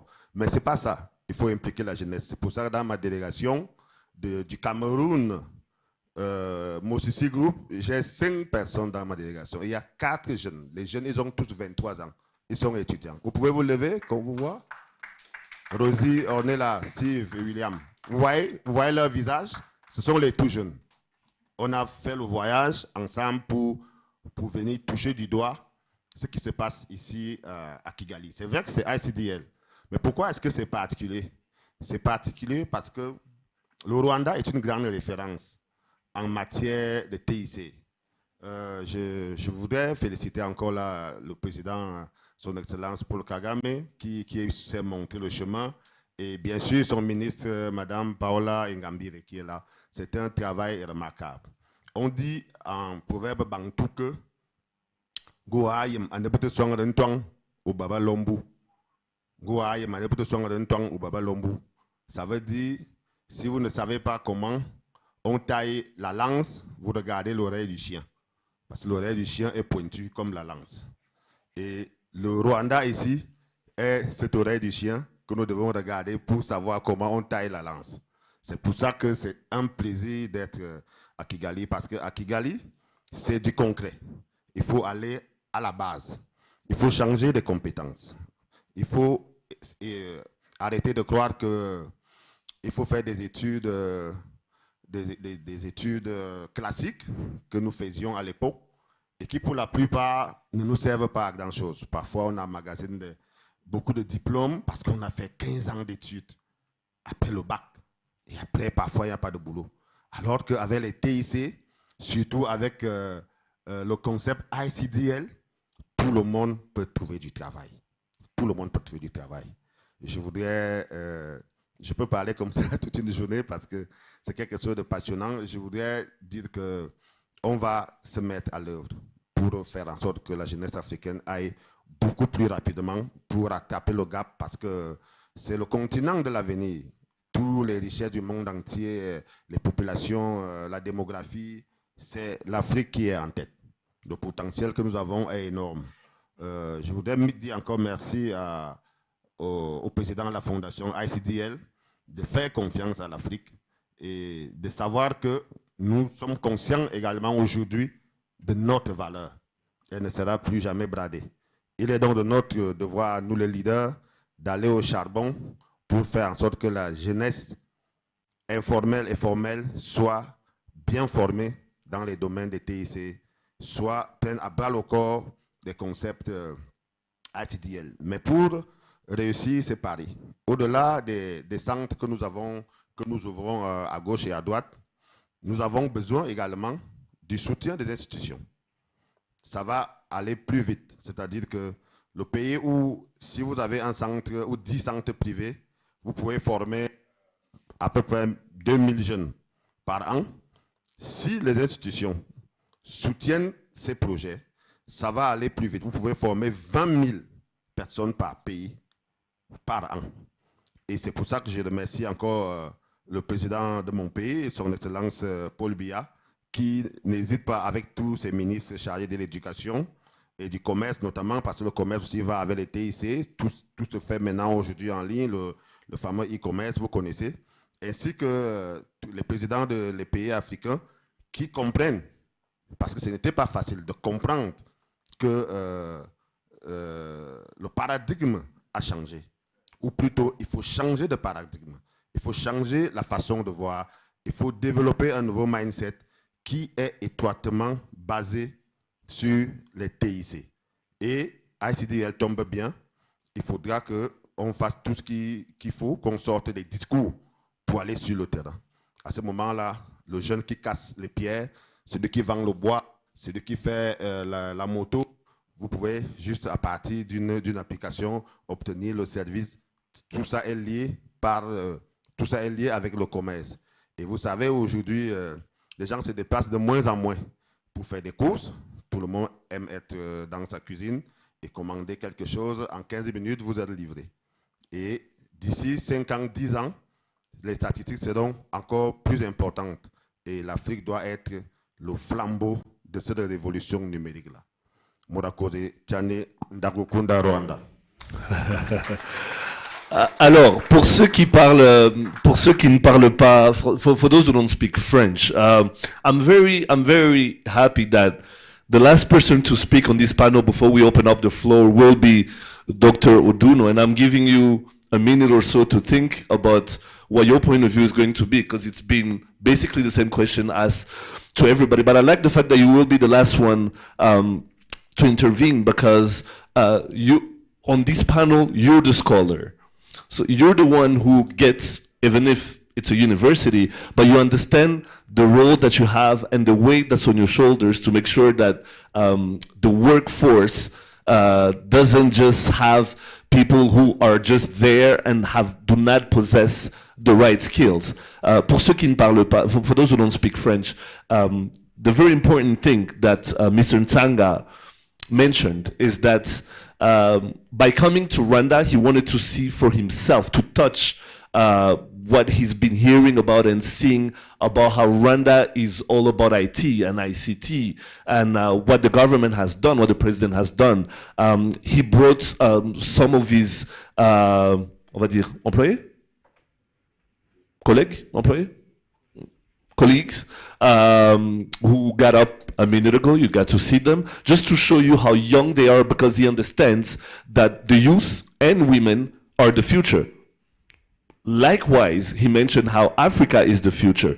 We tend to say that in all meetings and all forums and all conferences, but saying it is not enough. We have to act on it, because then at some point we won't be the future, because the future ends up being the present and then someone else comes along, right? But he mentioned that, and he said how he understands that we have a responsibility to make sure that those who are coming behind us have the right tools to face what the world is today and will be tomorrow. So, Professor Duno, in your words, what is your point of view about the current climate of the digital workforce? What do we have right now? What don't we have? How can we close the gap, in your estimation? Thank you very much. I would say that actually, to answer that question, I would also ask a question to ourselves. India became a net supplier of digital skills to countries like the United States. How did they do that? One thing that I know they did, maybe among other things, was to establish the so-called elite schools that were highly based on digital skills acquisition. Examples of such were like the Indian Institute of Technology. They also had the Indian Institute of Information Technology and National IT School. And over the years, the government, I believe, played a major role in supporting these elite schools to be able to develop the level of digital skills that they did. Another thing that we need to do in Africa to catch up again is to bridge the gap between the academia and the industry. And I think the lady Nadia put it very, very clearly, that we scholars in the universities, we teach a lot, but somebody like Nadia has hands-on, has the benefit of telling the academia that you teach this, but it doesn't work. You need to teach it this way, or this is the approach that you need to do to be able to ensure that those employable skills are being nurtured. Also, I think in the academia, we need to look at our curricula again, to ask ourselves questions whether they are really corresponding to the needs that are demanded.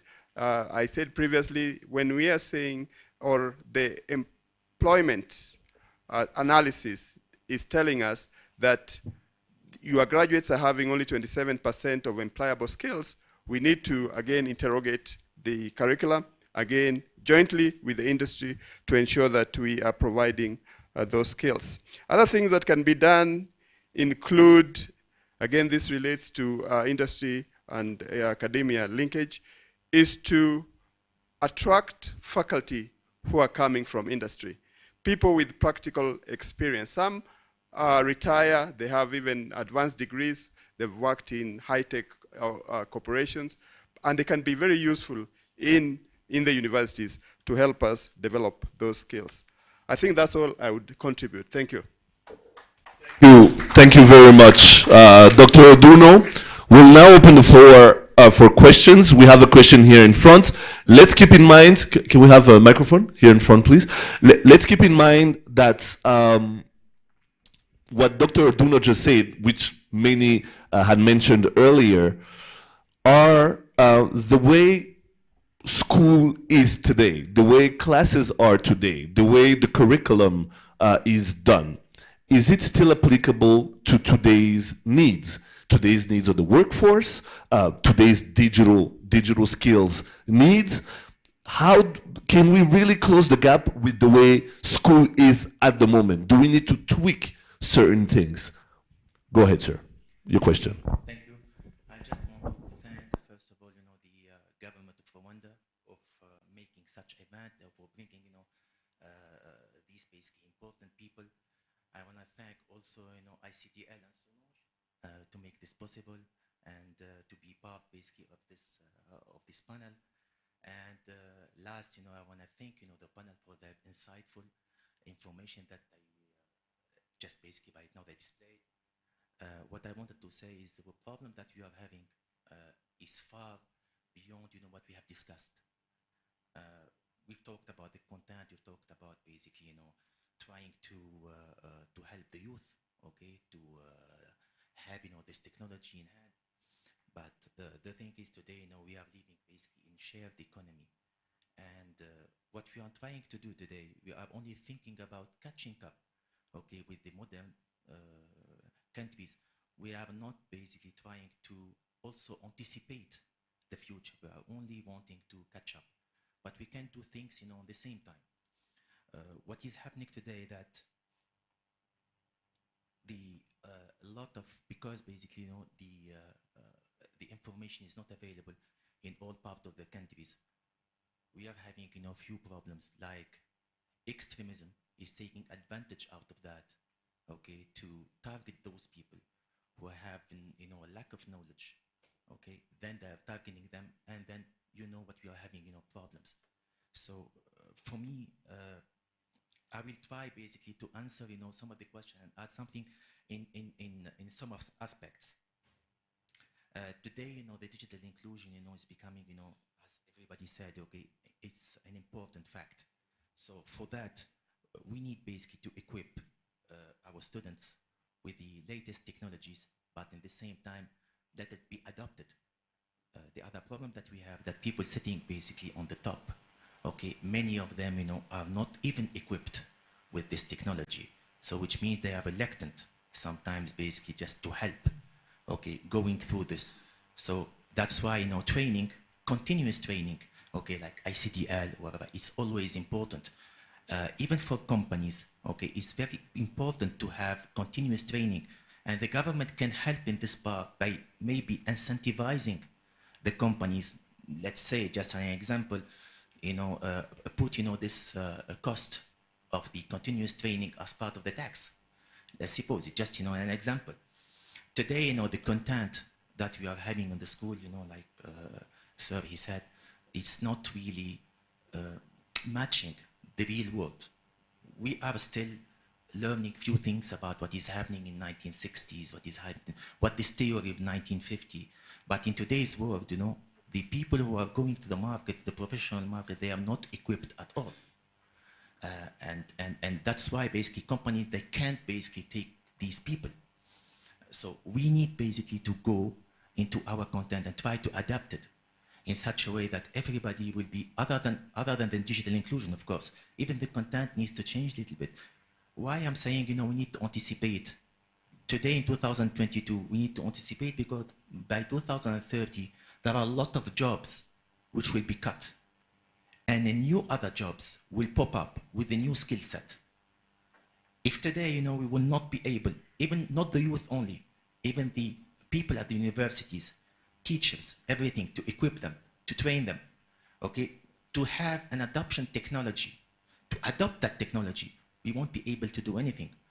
Also, we have a lot of remote areas, people being isolated, okay, from the part of the world, from their countries, where somehow, they are not reminded they are part of that country. We need to do something for them. The government can do a lot of things towards basically making new communities, okay, or building a lot of things because it's costly. The government, needs always, as you rightly said in the past, partner with the private sector, use the existing resources, okay? They don't have today, the government, they don't have to go, for infrastructure, and pay a lot. They need basically to use private companies who are having this technology, okay, and partner with them and use it basically as an OPEX model. Other than that, I'm seeing that we do have a lot of gaps with regards to addressing the problems that is facing in rural areas. I'll not speak about the company where I'm coming from. I'm Tunisian, I'm African. Okay, I'm working in a company in Dubai, okay, based in Dubai. We came with the delegation of United Arab Emirates. We are partnering in every African countries, with some local companies. We want to give the chance also, to the employees of that country to be part of this noble job. And we are addressing some of the issues with regards to the isolated areas, at least to remind, those people that they are belonging to that country, just basically by building, some modular, spaces, mobile classrooms, equipped with solar panel, equipped, with all the technologies, and at the same time, putting also, a hydro panel, machine to take the water, from the humidity and up to 100 liters of water per day. So just imagine, what can this, it can build a community, in remote areas. And in the same time, we need to look for new business models. The government today, especially the Ministry of Education, Higher Education, or Primary School, they are service providers. They are basically Ministry of Service. They are not generating of revenue. So we need to think about new ways of that school or universities to be sustainable financially. So we need to look, for those models.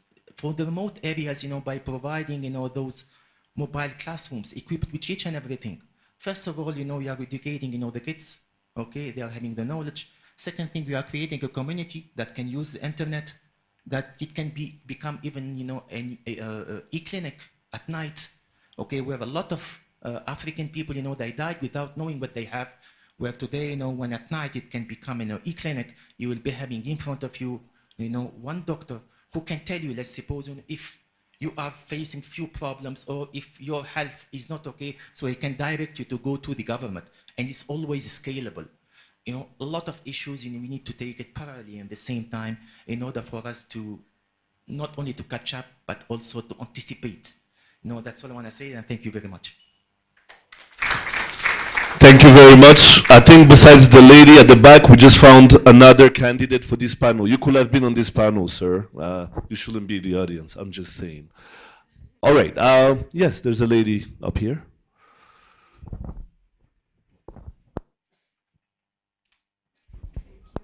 Thank you very much. I'm Joyce Benza. I'm the president of the Computer Society of Zimbabwe. I'm very passionate about rural farming. I sit on a board where we have had to include insurance for the very end user through giving inputs through government. So the caliber of the person that is right at the end, they definitely need some digital skills. But you're talking of your grandmom, or you're talking of a rural child that is in primary, who comes from school and goes to head cattle. And that level of person is from Nigeria. Perhaps you can update us. Has there been any success as far as imparting digital skills in that area? That's my first question. The second one is to do with the mindset. I don't understand a lot of French, but I could just hear mindset from the other end. The mindset that is in the high schools in Zimbabwe, mainly private schools, is that I want my child to be a computer scientist. I don't want ICDL. ICDL is just a general course. It will just teach them one or two things. I don't want that. I would rather that they do STEM and they pass their sciences and they graduate from the computer science department in the university. How would you manage that? So those are my two questions. Fantastic, thank you. So should we answer them first or take another question, then answer both? Okay, go ahead. Go ahead, Honorable Eke. All right, thank you. Looking at the results and the metrics that is on ground regarding applying digital skills at the primary level for pupils, it has moved us from at least 0.0 to about 22.5 as we speak. That's in Nigeria, because an average school now, especially the private schools, now have adopted the idea of including digital skills as part of their curriculum, right? Which they start giving or teaching the pupils at a very tender age. Now, my little daughter of about 4 years could get home, and while I'm working on the system, she would come identify this to me as a mouse and tell me that they've taught me the spelling of mouse is this, and this is the function of the mouse in a computer. So if that girl grows for another 4 years, she would not be at that level again. Our level of understanding as with regards digital skills would have definitely multiplied by, another 50%. So having said that, in Nigeria, we have recorded an advancement that is encouraging enough as far as digital skills is concerned at that level, and it is really working well for us. Of course, we are not there yet. We still have a long way to go because we have just started adopting that methodology. But I can tell you categorically that it is working. Even in some public schools now that are not owned by individuals, owned by government, they have also imputed digital skills as part of their curricula, which they also learn. And what they did was that prior to this time, they had a platform for just primary one. But now they now have preschools introduced even into the public school, through which they learn fundamental computer-related or digital skills-related skills at that level. So for the second question, what was our second question, please? Could you please reiterate, madam? There's a microphone right back. The second question was about the mindset of the parents who's got their children in high school and they want them to do computer science as opposed to getting them exposed to ICDL. And they will resist and say, that is not what I want. I don't want my child to be, I don't want to be paying for that extra dollar. I don't want my child to learn that low level type of learning. I would rather that they go for computer science. Thank you, madam. You want to say something about it? Okay, let me quickly chip in this. Earlier, I made mention of the word Kaizen that has to do with continuous improvement, I'm also going to have to still refer back to it. There's what we call the CMV model. CMV model. We call it consistent migration of value. Consistent migration of value. Now, under consistent migration of value, it made parents of those days, whom amongst very lots of them, few were able to garner the skill of operating what we call typewriters of those days, the one that sounds with space, you know. But then, when value migrated to another level entirely, that became a still style of digital skills. It was the fundamental level that we adopted way back. But at the point, we realized that this cannot continue to help us. We can't continue to move the papers. We can't continue to shift the space and all that. So we moved to the use of proper computer. Now, for parents who are saying that, I think one of the things we should do for them is to help them identify the problems they have, that is not understanding the purpose of ICDL. And that, in other words, means that ICDL has a role to play, one of which we, as an organization, Tom Flims, would be willing to help them or assist them in achieving this great goal or objective as far as the entire Africa is concerned. I'm going to have a discussion with them by the time we're done with this. People need to understand that when you say you just want your child to have fundamental, if I get your question right, they just want their child to have a fundamental knowledge of computer, right? And that's it. So whatever it is that ICDL is offering, they feel that it is coming to take from them and not value adding. Now, what we need to let them understand, number one, is to make the problem visible to them. That if you bring a child with a fundamental understanding of using the computer without knowing what it takes. Okay, when I started learning the computer, they started me up with Microsoft Word. I want to believe every other person started on that grounds too. So now, at that Microsoft Word level, I do not, when it gets, each time it gets to the point where I need to create a column or a row, it becomes an issue for me. So imagine that a child has been given the primary knowledge of using Microsoft. I'm just using this as a case study, right? And it does not, when it gets to a point when they need to highlight certain things or put certain things in columns or in rows, it does not even know what to do at that point. Because these are part of the complicated areas. And that's where ICDL comes in. They teach you with the knowledge that is required to perfect what you have learned at the primary level. And if you listen to what I said earlier, I said that's one of the reasons why we must give fundamental understanding of these digital skills to the children, so that they get to a level. ICDL doesn't have to start at the foundation level.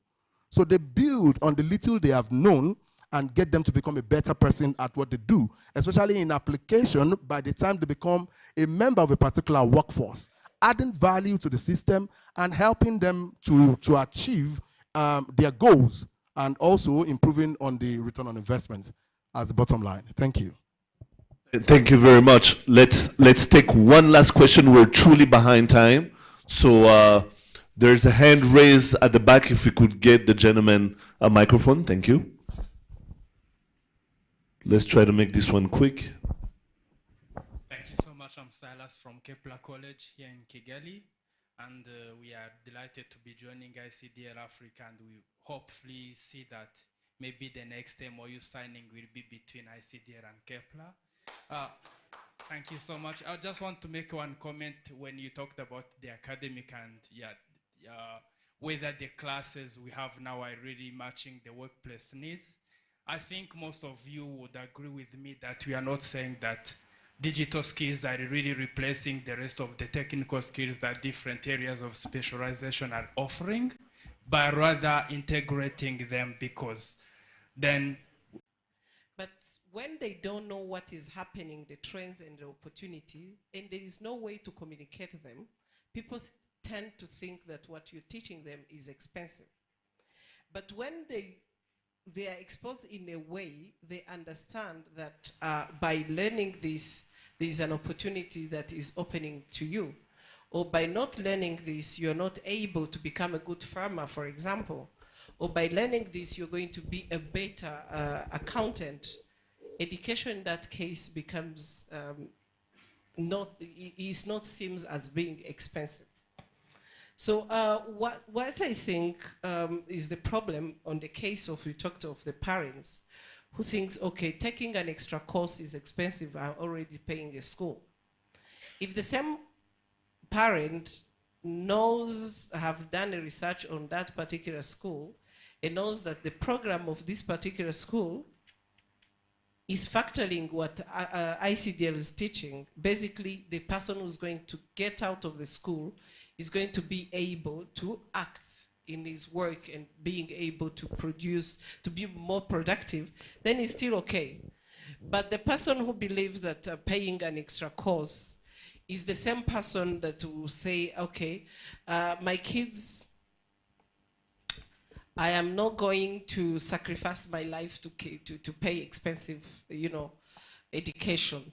So it's still the same way, but what I always encourage when, because I'm already in the tech space, is that all the opportunities in communication and event like this and mentorship should be open for access for everyone. And then when everyone access information, they can decide what to go for. So yeah, I'm not sure if I have answered your question the way you wanted it, but I still believe that just a university like KEPRA expose some of those who want to take ICDL, those who cannot afford it or don't think it's expensive, just let them go with the existing curriculum, but expose, open up for everyone to choose what can be available. Thank you, Mr. Wamahoro. Dr. Oduno? Yes, thank you. In addition to that, I just want to let the gentleman know that in my university, we have invested massive resources in ICT-related infrastructure. But one thing that we've not done is link the tuition to the cost of the resources that is put into that particular area. Thank you. Honorable Eke? All right. I'd like to add one or two things to buttress the point she made earlier. There is a saying, when I talk to people about training in Nigeria or in other countries, I tell them something. I say, if you don't train them, don't blame them. That's one. I also use this balance. I say to them, if you think education is expensive, try ignorance. Right. So what I feel should be done, or the step ICDL should take at a time like this, is to see how they can synergize with schools. I would use the College of Medicine in Nigeria for an example. At one point at the College of Medicine, you would be at a place called Unilag, where they give you the fundamentals of medicine. Right. But as soon as you attain your third year, they move you out of the generic understanding of medicine and place you at a particular point where you will be able to learn practically what medicine is all about, using people that are hospitalized, using what's that course that has to do with using the human parts and understanding it. They would use corpses, they would use people that are, so it becomes a practical thing. So what am I trying to say here? ICDL can collaborate with these institutions, let them take them at the fundamental level, and once you have a synergy with that school or with that institution, you pick it up. So a parent does not perceive it as something that is coming at an extra cost. Rather, you already have a collaboration and a synergy between you and the school, such that the school tutors, lecturers would no longer look in the direction of digital skills once you are adopted into the system, and that is given to you to handle from a particular level. So they take it to a fundamental level, and then you take it up from the advanced level to where they need to be. I think that's one of the solutions and the way forward. Thank you. Thank you very much. Ladies and gentlemen, I need you to give a huge round of applause to my other esteemed panelists. You did a fantastic job. Thank you very much. You can get back to your seats. Thank you.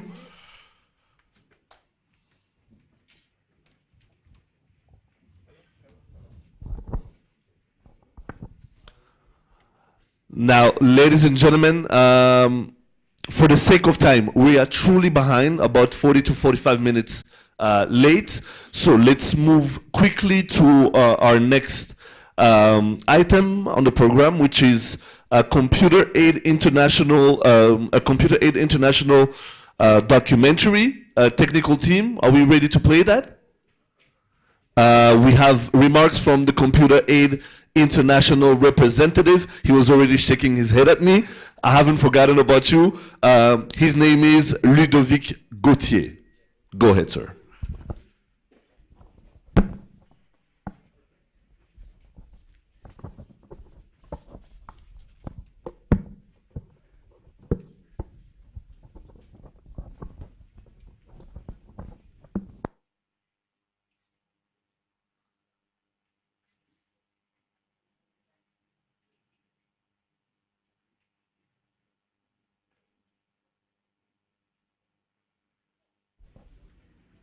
Technical team, are we ready?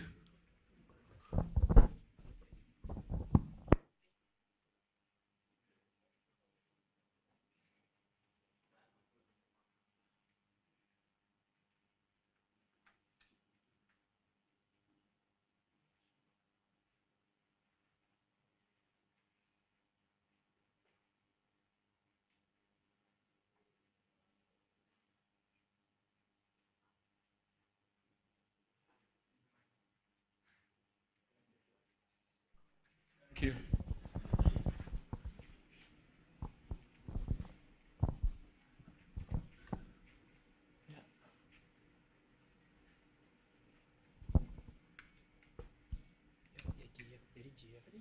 I can start anyway.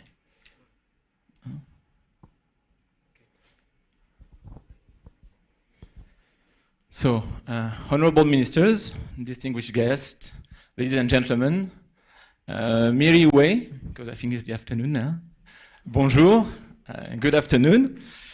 So I've been told to be quick, so I'm going to change some of my presentation also because after what I've been listening to from the previous speakers and the previous panelists, it's quite obvious that I think the audience is quite understand the importance of bridging the digital gap. This is something at Computer Aid that we've been doing for more than 25 years, like ICDL. And back in the days, I used to convince my audience that yes, you need to jump on the digital skills wagon. This is not the case anymore, so I'm going to skip that part. We are all aware of the importance of it. I just want to show, I don't know if, could you, yeah, it would, a few figures.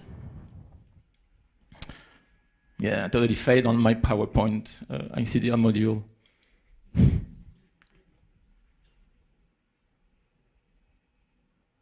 No. Well, I can talk to you through that. One other thing I wanted to say about the digital gap, it's of course digital skills. It's telling the importance and the positive things about digital skills. They can bring vast opportunities. They are connecting us globally. They're bringing millions of jobs. They are they're reducing the space. They're reducing the time. Everything is closer. Everything is faster. And yes, there is a huge digital gap that we need to close. Yes, as one of the figures I have here is like, yeah, 3 billion people worldwide are still digitally excluded. Oh yeah, thank you. But one of the recent surveys that I've read recently from the World Bank is like, in Africa, by 2030, 230 million jobs will require digital skills. And of course, we should see that as an opportunity. Like the previous panelist said, it's an opportunity for the continent. And you should see that as an opportunity to bring new jobs in the continent. So at Computer Aid, we've been looking to bridge the digital gap for 25 years. And how do we do that? So for the first time, we focused on equipment. Because to bridge the digital gap, the first thing you need is equipment, and then you need the skills to use the equipment. So what we do, we provide high-quality, low-cost IT equipment. This equipment is provided by UK companies, Our headquarters is based in the UK. We work with a network of big companies in the UK that provide their IT equipment to us. It's refurbished to the very high level UK standards, and it's distributed to mostly school and universities, but also churches, also hospitals, community centers, other NGOs, to reach the one who need it the most. So the good thing about our solution is get the double benefit of creating social value while also reducing the environmental impact. So sorry that the thing is going. Okay, so in the past 25 years, we have provided more than 250,000 machines worldwide, mostly to the one who need it the most. We estimate that this machine, it's reached about 15 million people, which is called 15 million learners, and we work in more than 100 countries. So we work in the UK, we work in Sub-Saharan Africa, but we work worldwide. And those machines goes to only not-for-profit organizations. So at the beginning of our time, like the first 10 years of computer aid, we focused on access, bringing equipment when there was none. But really seeing how quickly new technology were spreading in our society, we realized the importance of not only bringing the computers, but bringing the skills. So, it's not coming, yeah. So, about 10 years ago, we looked for a partnership because we're a small charity, and we wanted a training partner. But we wanted a training partners like who had a presence worldwide, like us, who had local teams all around the world we could work with. And something that Damien said is very true, that for us, ICDL is the people in every country, especially for me, because I've been working with them for a long time. And all these people in different countries, they are the one who represent ICDL for me. So we wanted that. We wanted, a training company that had a presence worldwide. We wanted also a recognized certification. We wanted to make sure that the training we were providing mostly to teachers would bring value to them, that it wouldn't be something that would disappear after a while. So ICDL, in that sense, is recognized in many, many countries in Africa. It's actually used sometime in a public service as the certification. So it was perfect for us.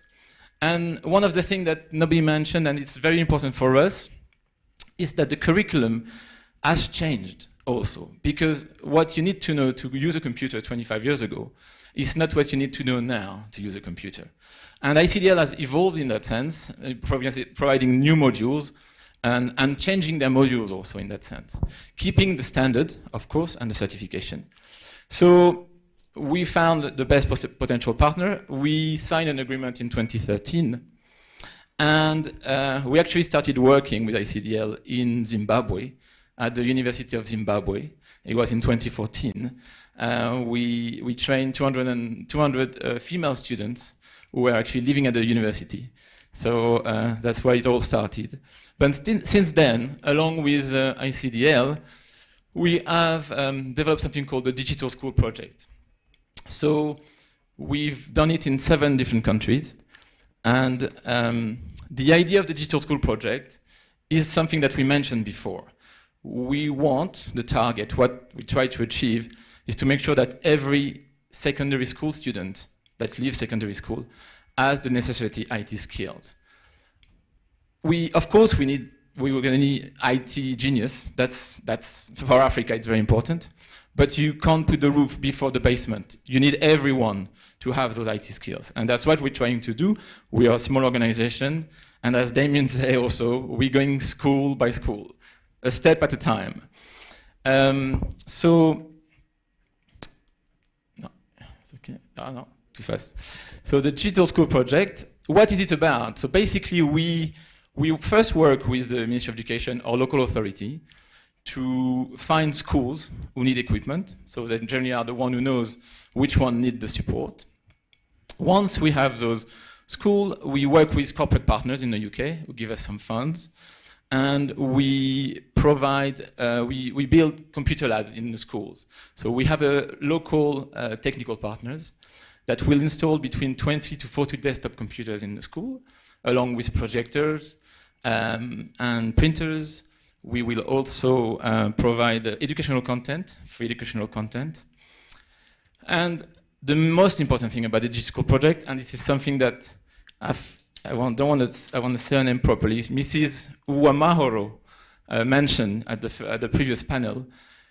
What is central to us is the teachers. If the teachers play along with us on this project, it will be a success. If they don't, you're sure to fail. And the teachers have often been forgotten. You know, you give them the computers and go with it. So this is something that we realized, and we didn't want that to happen, of course. So along with the equipment, we bring training. And that's where ICDL enters into the game with us. We provide basic digital skills, so the 4 basic modules for the teachers. We train 3 to 6 teachers per schools to make sure that they, use the computer lab to its highest efficiency. And also ICDL developed a module called ICT in Education that is dedicated to the teachers. And this module has been very successful for us and for the teachers because it helps teachers include ICT in their education. Because we don't want only IT teachers, we want the English teacher, the geographic teacher, the math teacher to use ICT in their teaching, because ICT is a great way to enhance your teaching and to make it more interesting for the students and more interactive. So we've been working in 7 countries. We've worked in Zambia, in Zimbabwe, in Sierra Leone, in Ethiopia, in Kenya, in Rwanda, and in South Africa. It's a small project, but it's quite successful in the term that what we try to do is to stay with the school on a long-term basis. We stay 3 to 4 years with each school. First of all, we install the computer lab, we train the teachers, but then for 3 years, we follow the progress of those schools. We try to make sure that we help them in their challenges, if the teachers need more training or if they need more equipment. And what we try to see at the end is how the target is that the students get the necessary IT skills. So instead of me talking more about this specific project, we have put together a video that showcases 3 of the countries we've been working in, which are Rwanda, Kenya, and Zambia. And you're going to see the actors of this project talking about it directly. Murakoze.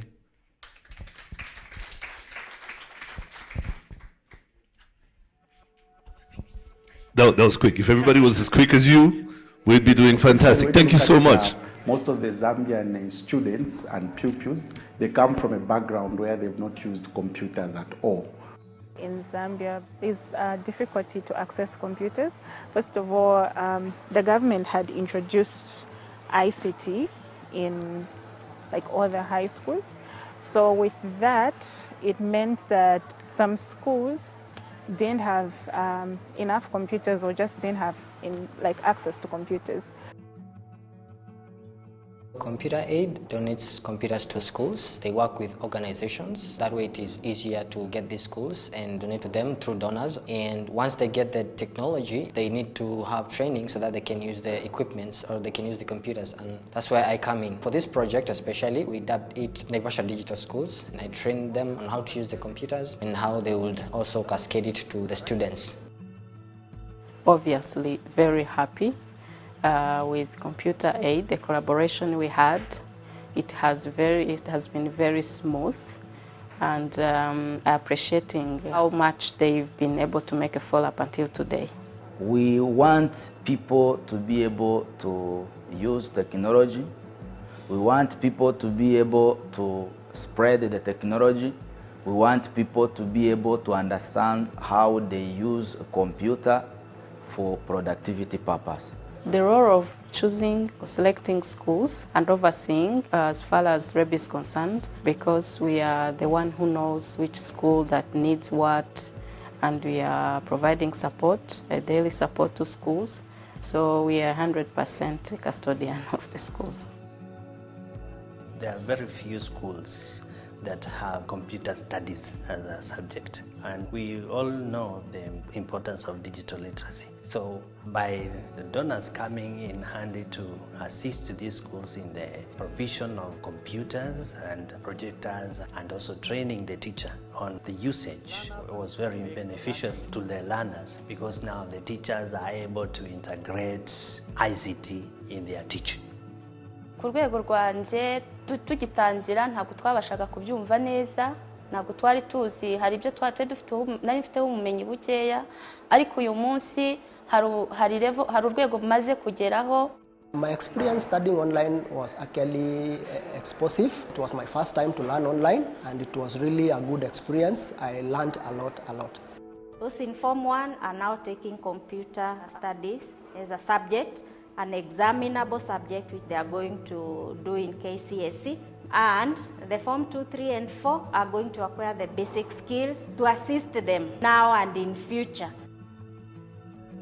The computer studies exam in Zambia for juniors, grade 8s and 9, especially grade 9s, is in 2 parts. And the practical part is basically hands-on on computers. And you cannot do that, or you cannot conduct that exam without computers. And it's limited, or the exam only takes a day. So if you have 300 candidates, they have to finish in a day. And there was a year when we did the whole night up to morning. For the past several years, since 2012, we've not been having computers in this school. The school is situated in an area that is economically challenged. So for the past several years, since 2012, we have been technologically challenged. And we are very grateful to Computer Aid for the computers that they have contributed to us. Computer skills we got from ICDL helped us to access different views in the machine. Every teacher here is familiar and is using machine in her or his daily activity. Students are changing their behaviors because it is their first time they enter in the computer lab. My dad introduced computers to me a while ago when I was young, and I've been using to research on more what is happening on life, in the normal basis life. But when I came along, growing up and coming to Form 4, I kind of started using computers in researching about my KCSE, mostly in chemistry and in physics, in the practicals that I'm going to do in KCSE. I'm aiming to be a computer engineering, so when I key in something, I ask myself, how did that happen? So it kind of intrigues me to know how it happens. I like more about computers because they are fast, they don't talk, they don't disturb, they're just fluent, and they give you what you ask them. I like using the computer lab because it helps me in searching whatever I need to know in lessons. I use the computer lab 7 periods per week.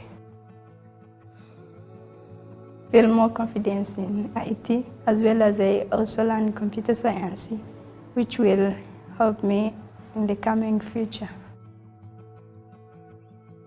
Through time classes, I learned how to use the computer, how to navigate through the browser and the internet. Then from there, coding. Okay, the Coding Club is a club where we mostly make computer games, software, application, literally anything digital. Yeah, we're currently working on a website for the school, my friends and I. So we just want to create a website for the school, which is going to be easy for people with smartphones. In case you would like to know a thing or two about the school, you can just go to their website and check it out instead of you physically coming here.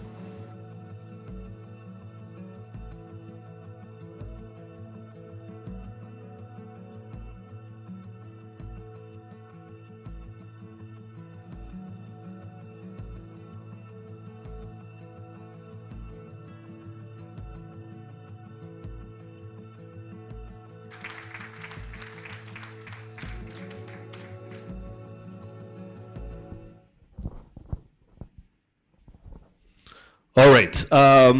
Next, let me invite from the Arusha Science School. I want to make sure that I have your name right. Sorry about that. From the Arusha Science School, the executive chairman, Professor Nuhu Hatibu. Yeah. Good afternoon, everybody.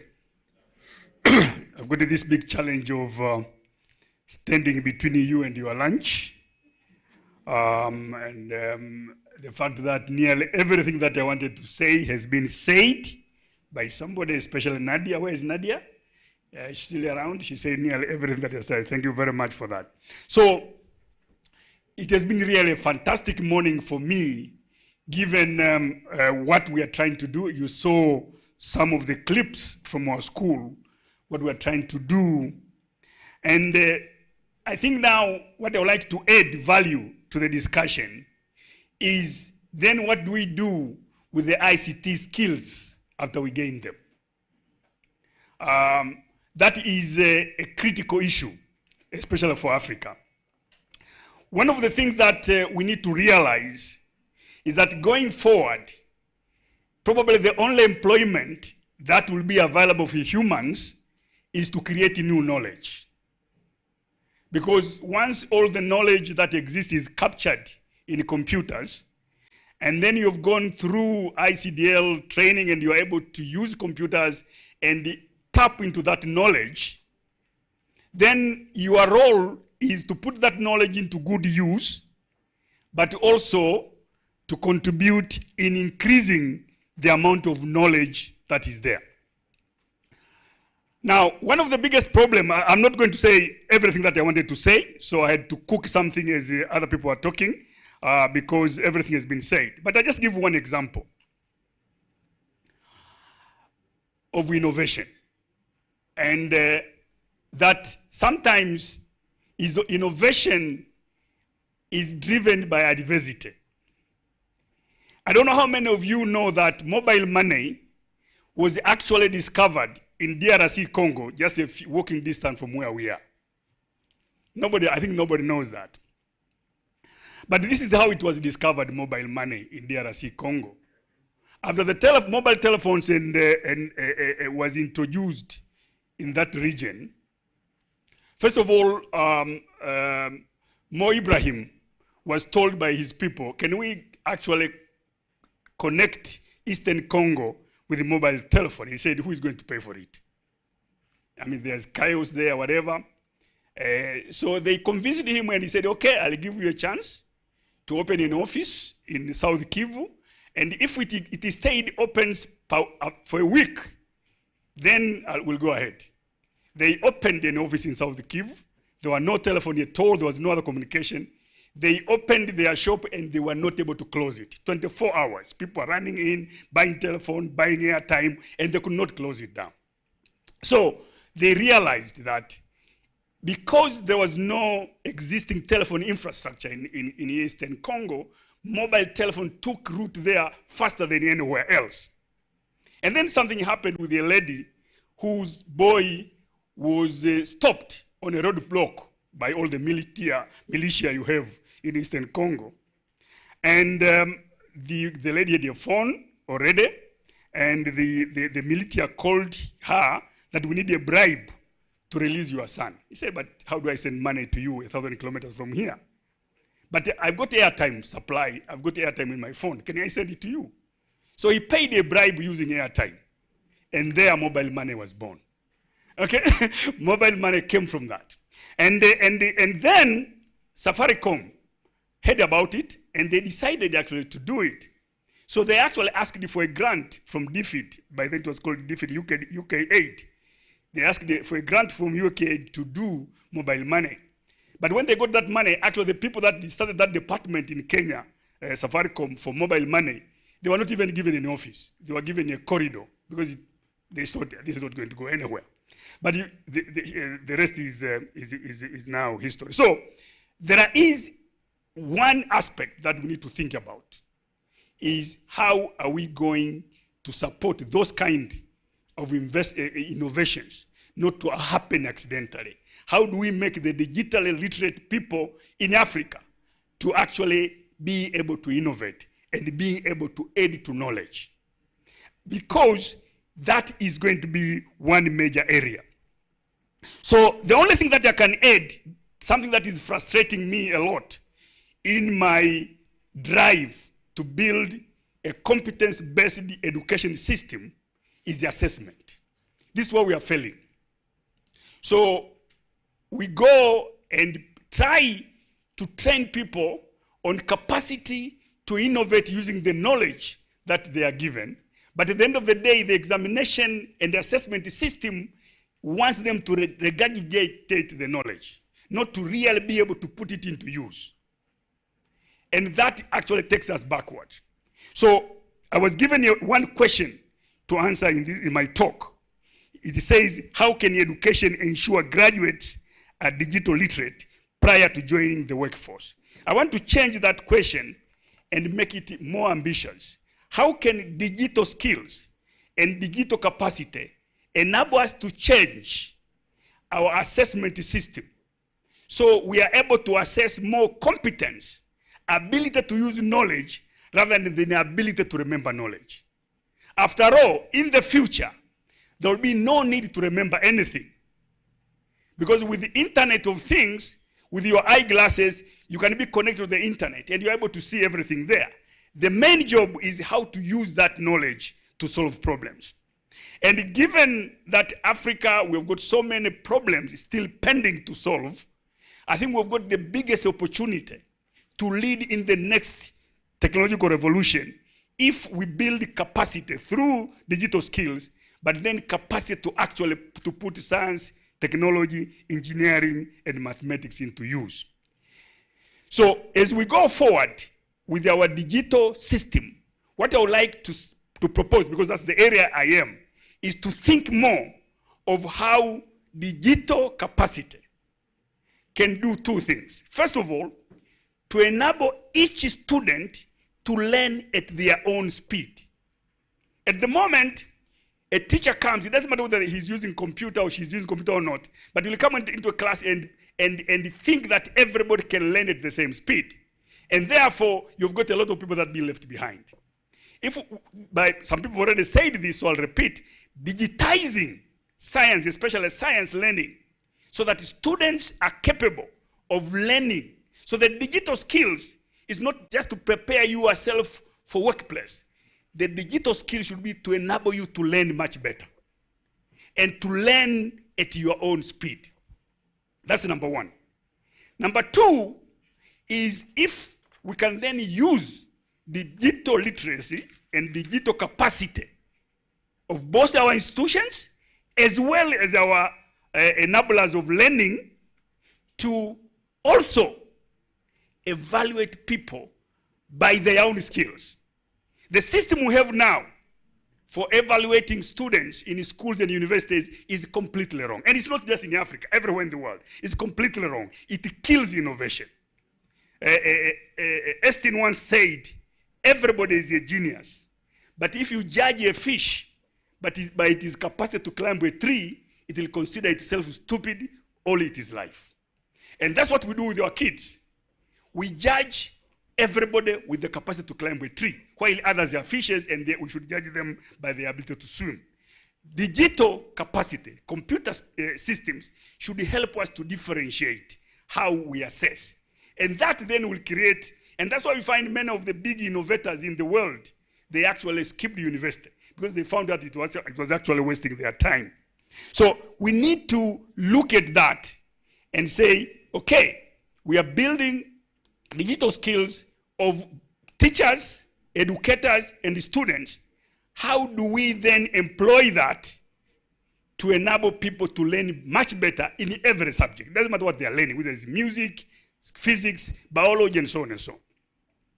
Because, as I said, it is that capability to be a leader in a particular field that will enable you actually to be employed or to employ yourself in the future. Because as we go forward, just regurgitating knowledge is not going to be enough for you actually to be competitive in the global economy. And if we are able to achieve that, given the fact that there are so many opportunities of issues to deal with in Africa, then that will enable Africa to provide leadership in the next step where we want to go technologically. And the final thing that I would like to say is that everybody, and people have said it today, everybody is saying that youth, young population, is our biggest advantage. And somebody says that's not going to be there forever, which is true.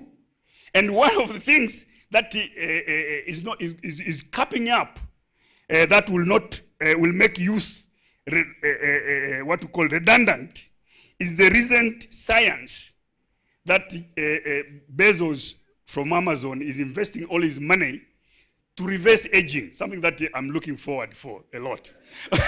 Okay. He is investing all his money to reverse aging. And therefore you can go from 65, I'm going to be 65 next week, you can go back to 45, okay? And that therefore will make whether you are young or old not matter at all. So again, we need to look at those innovations at the forefront of science and technology and say, how does Africa participate in that? How does Africa participate in that? We should not just be catching up all the time. We need to leapfrog. We need to exploit what we call latecomer advantage. How do we exploit the latecomer advantage and just skip everything and leapfrog to the front? So in my school, for example, we have got this clip from Bezos talking about reversing age. So the biology teachers, we tell them, when you go to the classroom, you show this video first to your students before you teach them cell biology. And then you tell them it is cell biology that is leading to this. So we find that then people going to their computers, students going to their computers to study cell biology increases because they see, you tell them, we are teaching cell biology not just to remember it and to pass an exam, but you can use cell biology to reverse aging and eventually to stop death. Actually, that's the ultimate goal. So that kind of thinking is what we should do. Say we should not learn digital skills for its own sake. We should learn and build digital skills and then use it to leapfrog to the front of innovation. Thank you very much for your attention.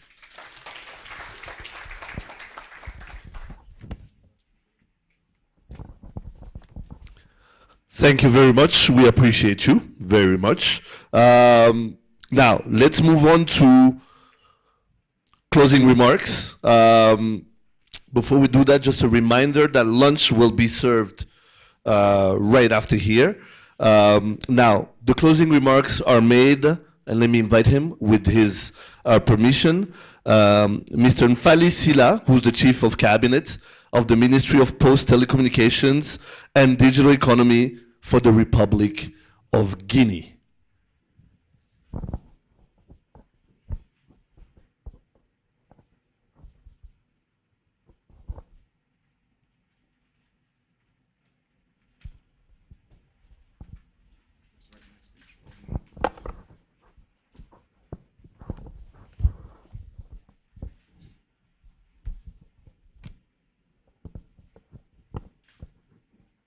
Good afternoon, everyone. Ladies and gentlemen, it's an honor and privilege for me to do this closing remark, and on behalf of Minister Ousmane Gawal, Minister in charge of ICT of Guinea. Please allow me to respectfully reiterate my thanks to the Minister of ICT of the Republic of Rwanda, to Madame Deputy Minister in charge of ICT of the Republic of Namibia, to the Chairman and CEO of ICDL, and to the Director of ICDL Africa. Distinguished guests, the sessions we attended today should allow us to better understand the key issues, challenges, and the role of digital literacy for the African workforce and for the social economic development of our continent. Despite the current political transition in our country, the Republic of Guinea, I remain convinced that participating in this meeting and exchanges is perfectly timed, given the many goals we have set for ourselves. These goals should enable us to develop a proactive, not a reactive, national strategy involving all key stakeholders and taking into account the various resolutions and recommendations resulting from this meeting to invest in human capital in general and digital literacy to be specific. In this dynamic, it is in this dynamic that we welcome the signing of the MOU between the Republic of Guinea and ICDL. I want to personally make a call to African governments to invest in human capital, specifically digital literacy, to build a strong and valuable workforce in Africa for tomorrow. This will help us unlock our real potential, because I did hear someone saying that our real potential is not mining, it's not our natural resources, but it's our people. I can't leave this stage without expressing my deepest gratitude to Solange, Damien, Joseph, and the entire ICDL team for the efforts they made in organizing this very beautiful event and ensuring its success. Yes, it was a wonderful event, and we enjoyed the discussion that we're going to take back home. Finally, I would like to express my sincere appreciation to the speakers and the panelists for their valuable contribution to this forum. My deepest thanks go to all of you who attended this event. My sincere thanks for the strong mobilization, active participation in the meeting, and all valuable contributions, as I said. We expect to see you very soon in Guinea. Thank you very much.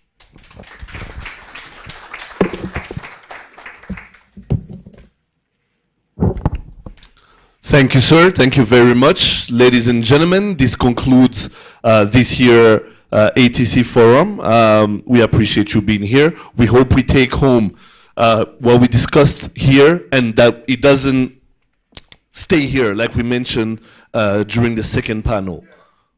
Please, that's very important. That's quite important. It's always an honor for me to MC and moderate when it comes to ICDL, because this speaks to my heart. I'm passionate about this. So I appreciate the team at ICDL for always thinking of me. My name is Regis Isheja. It's been an honor and a pleasure. Bon appétit.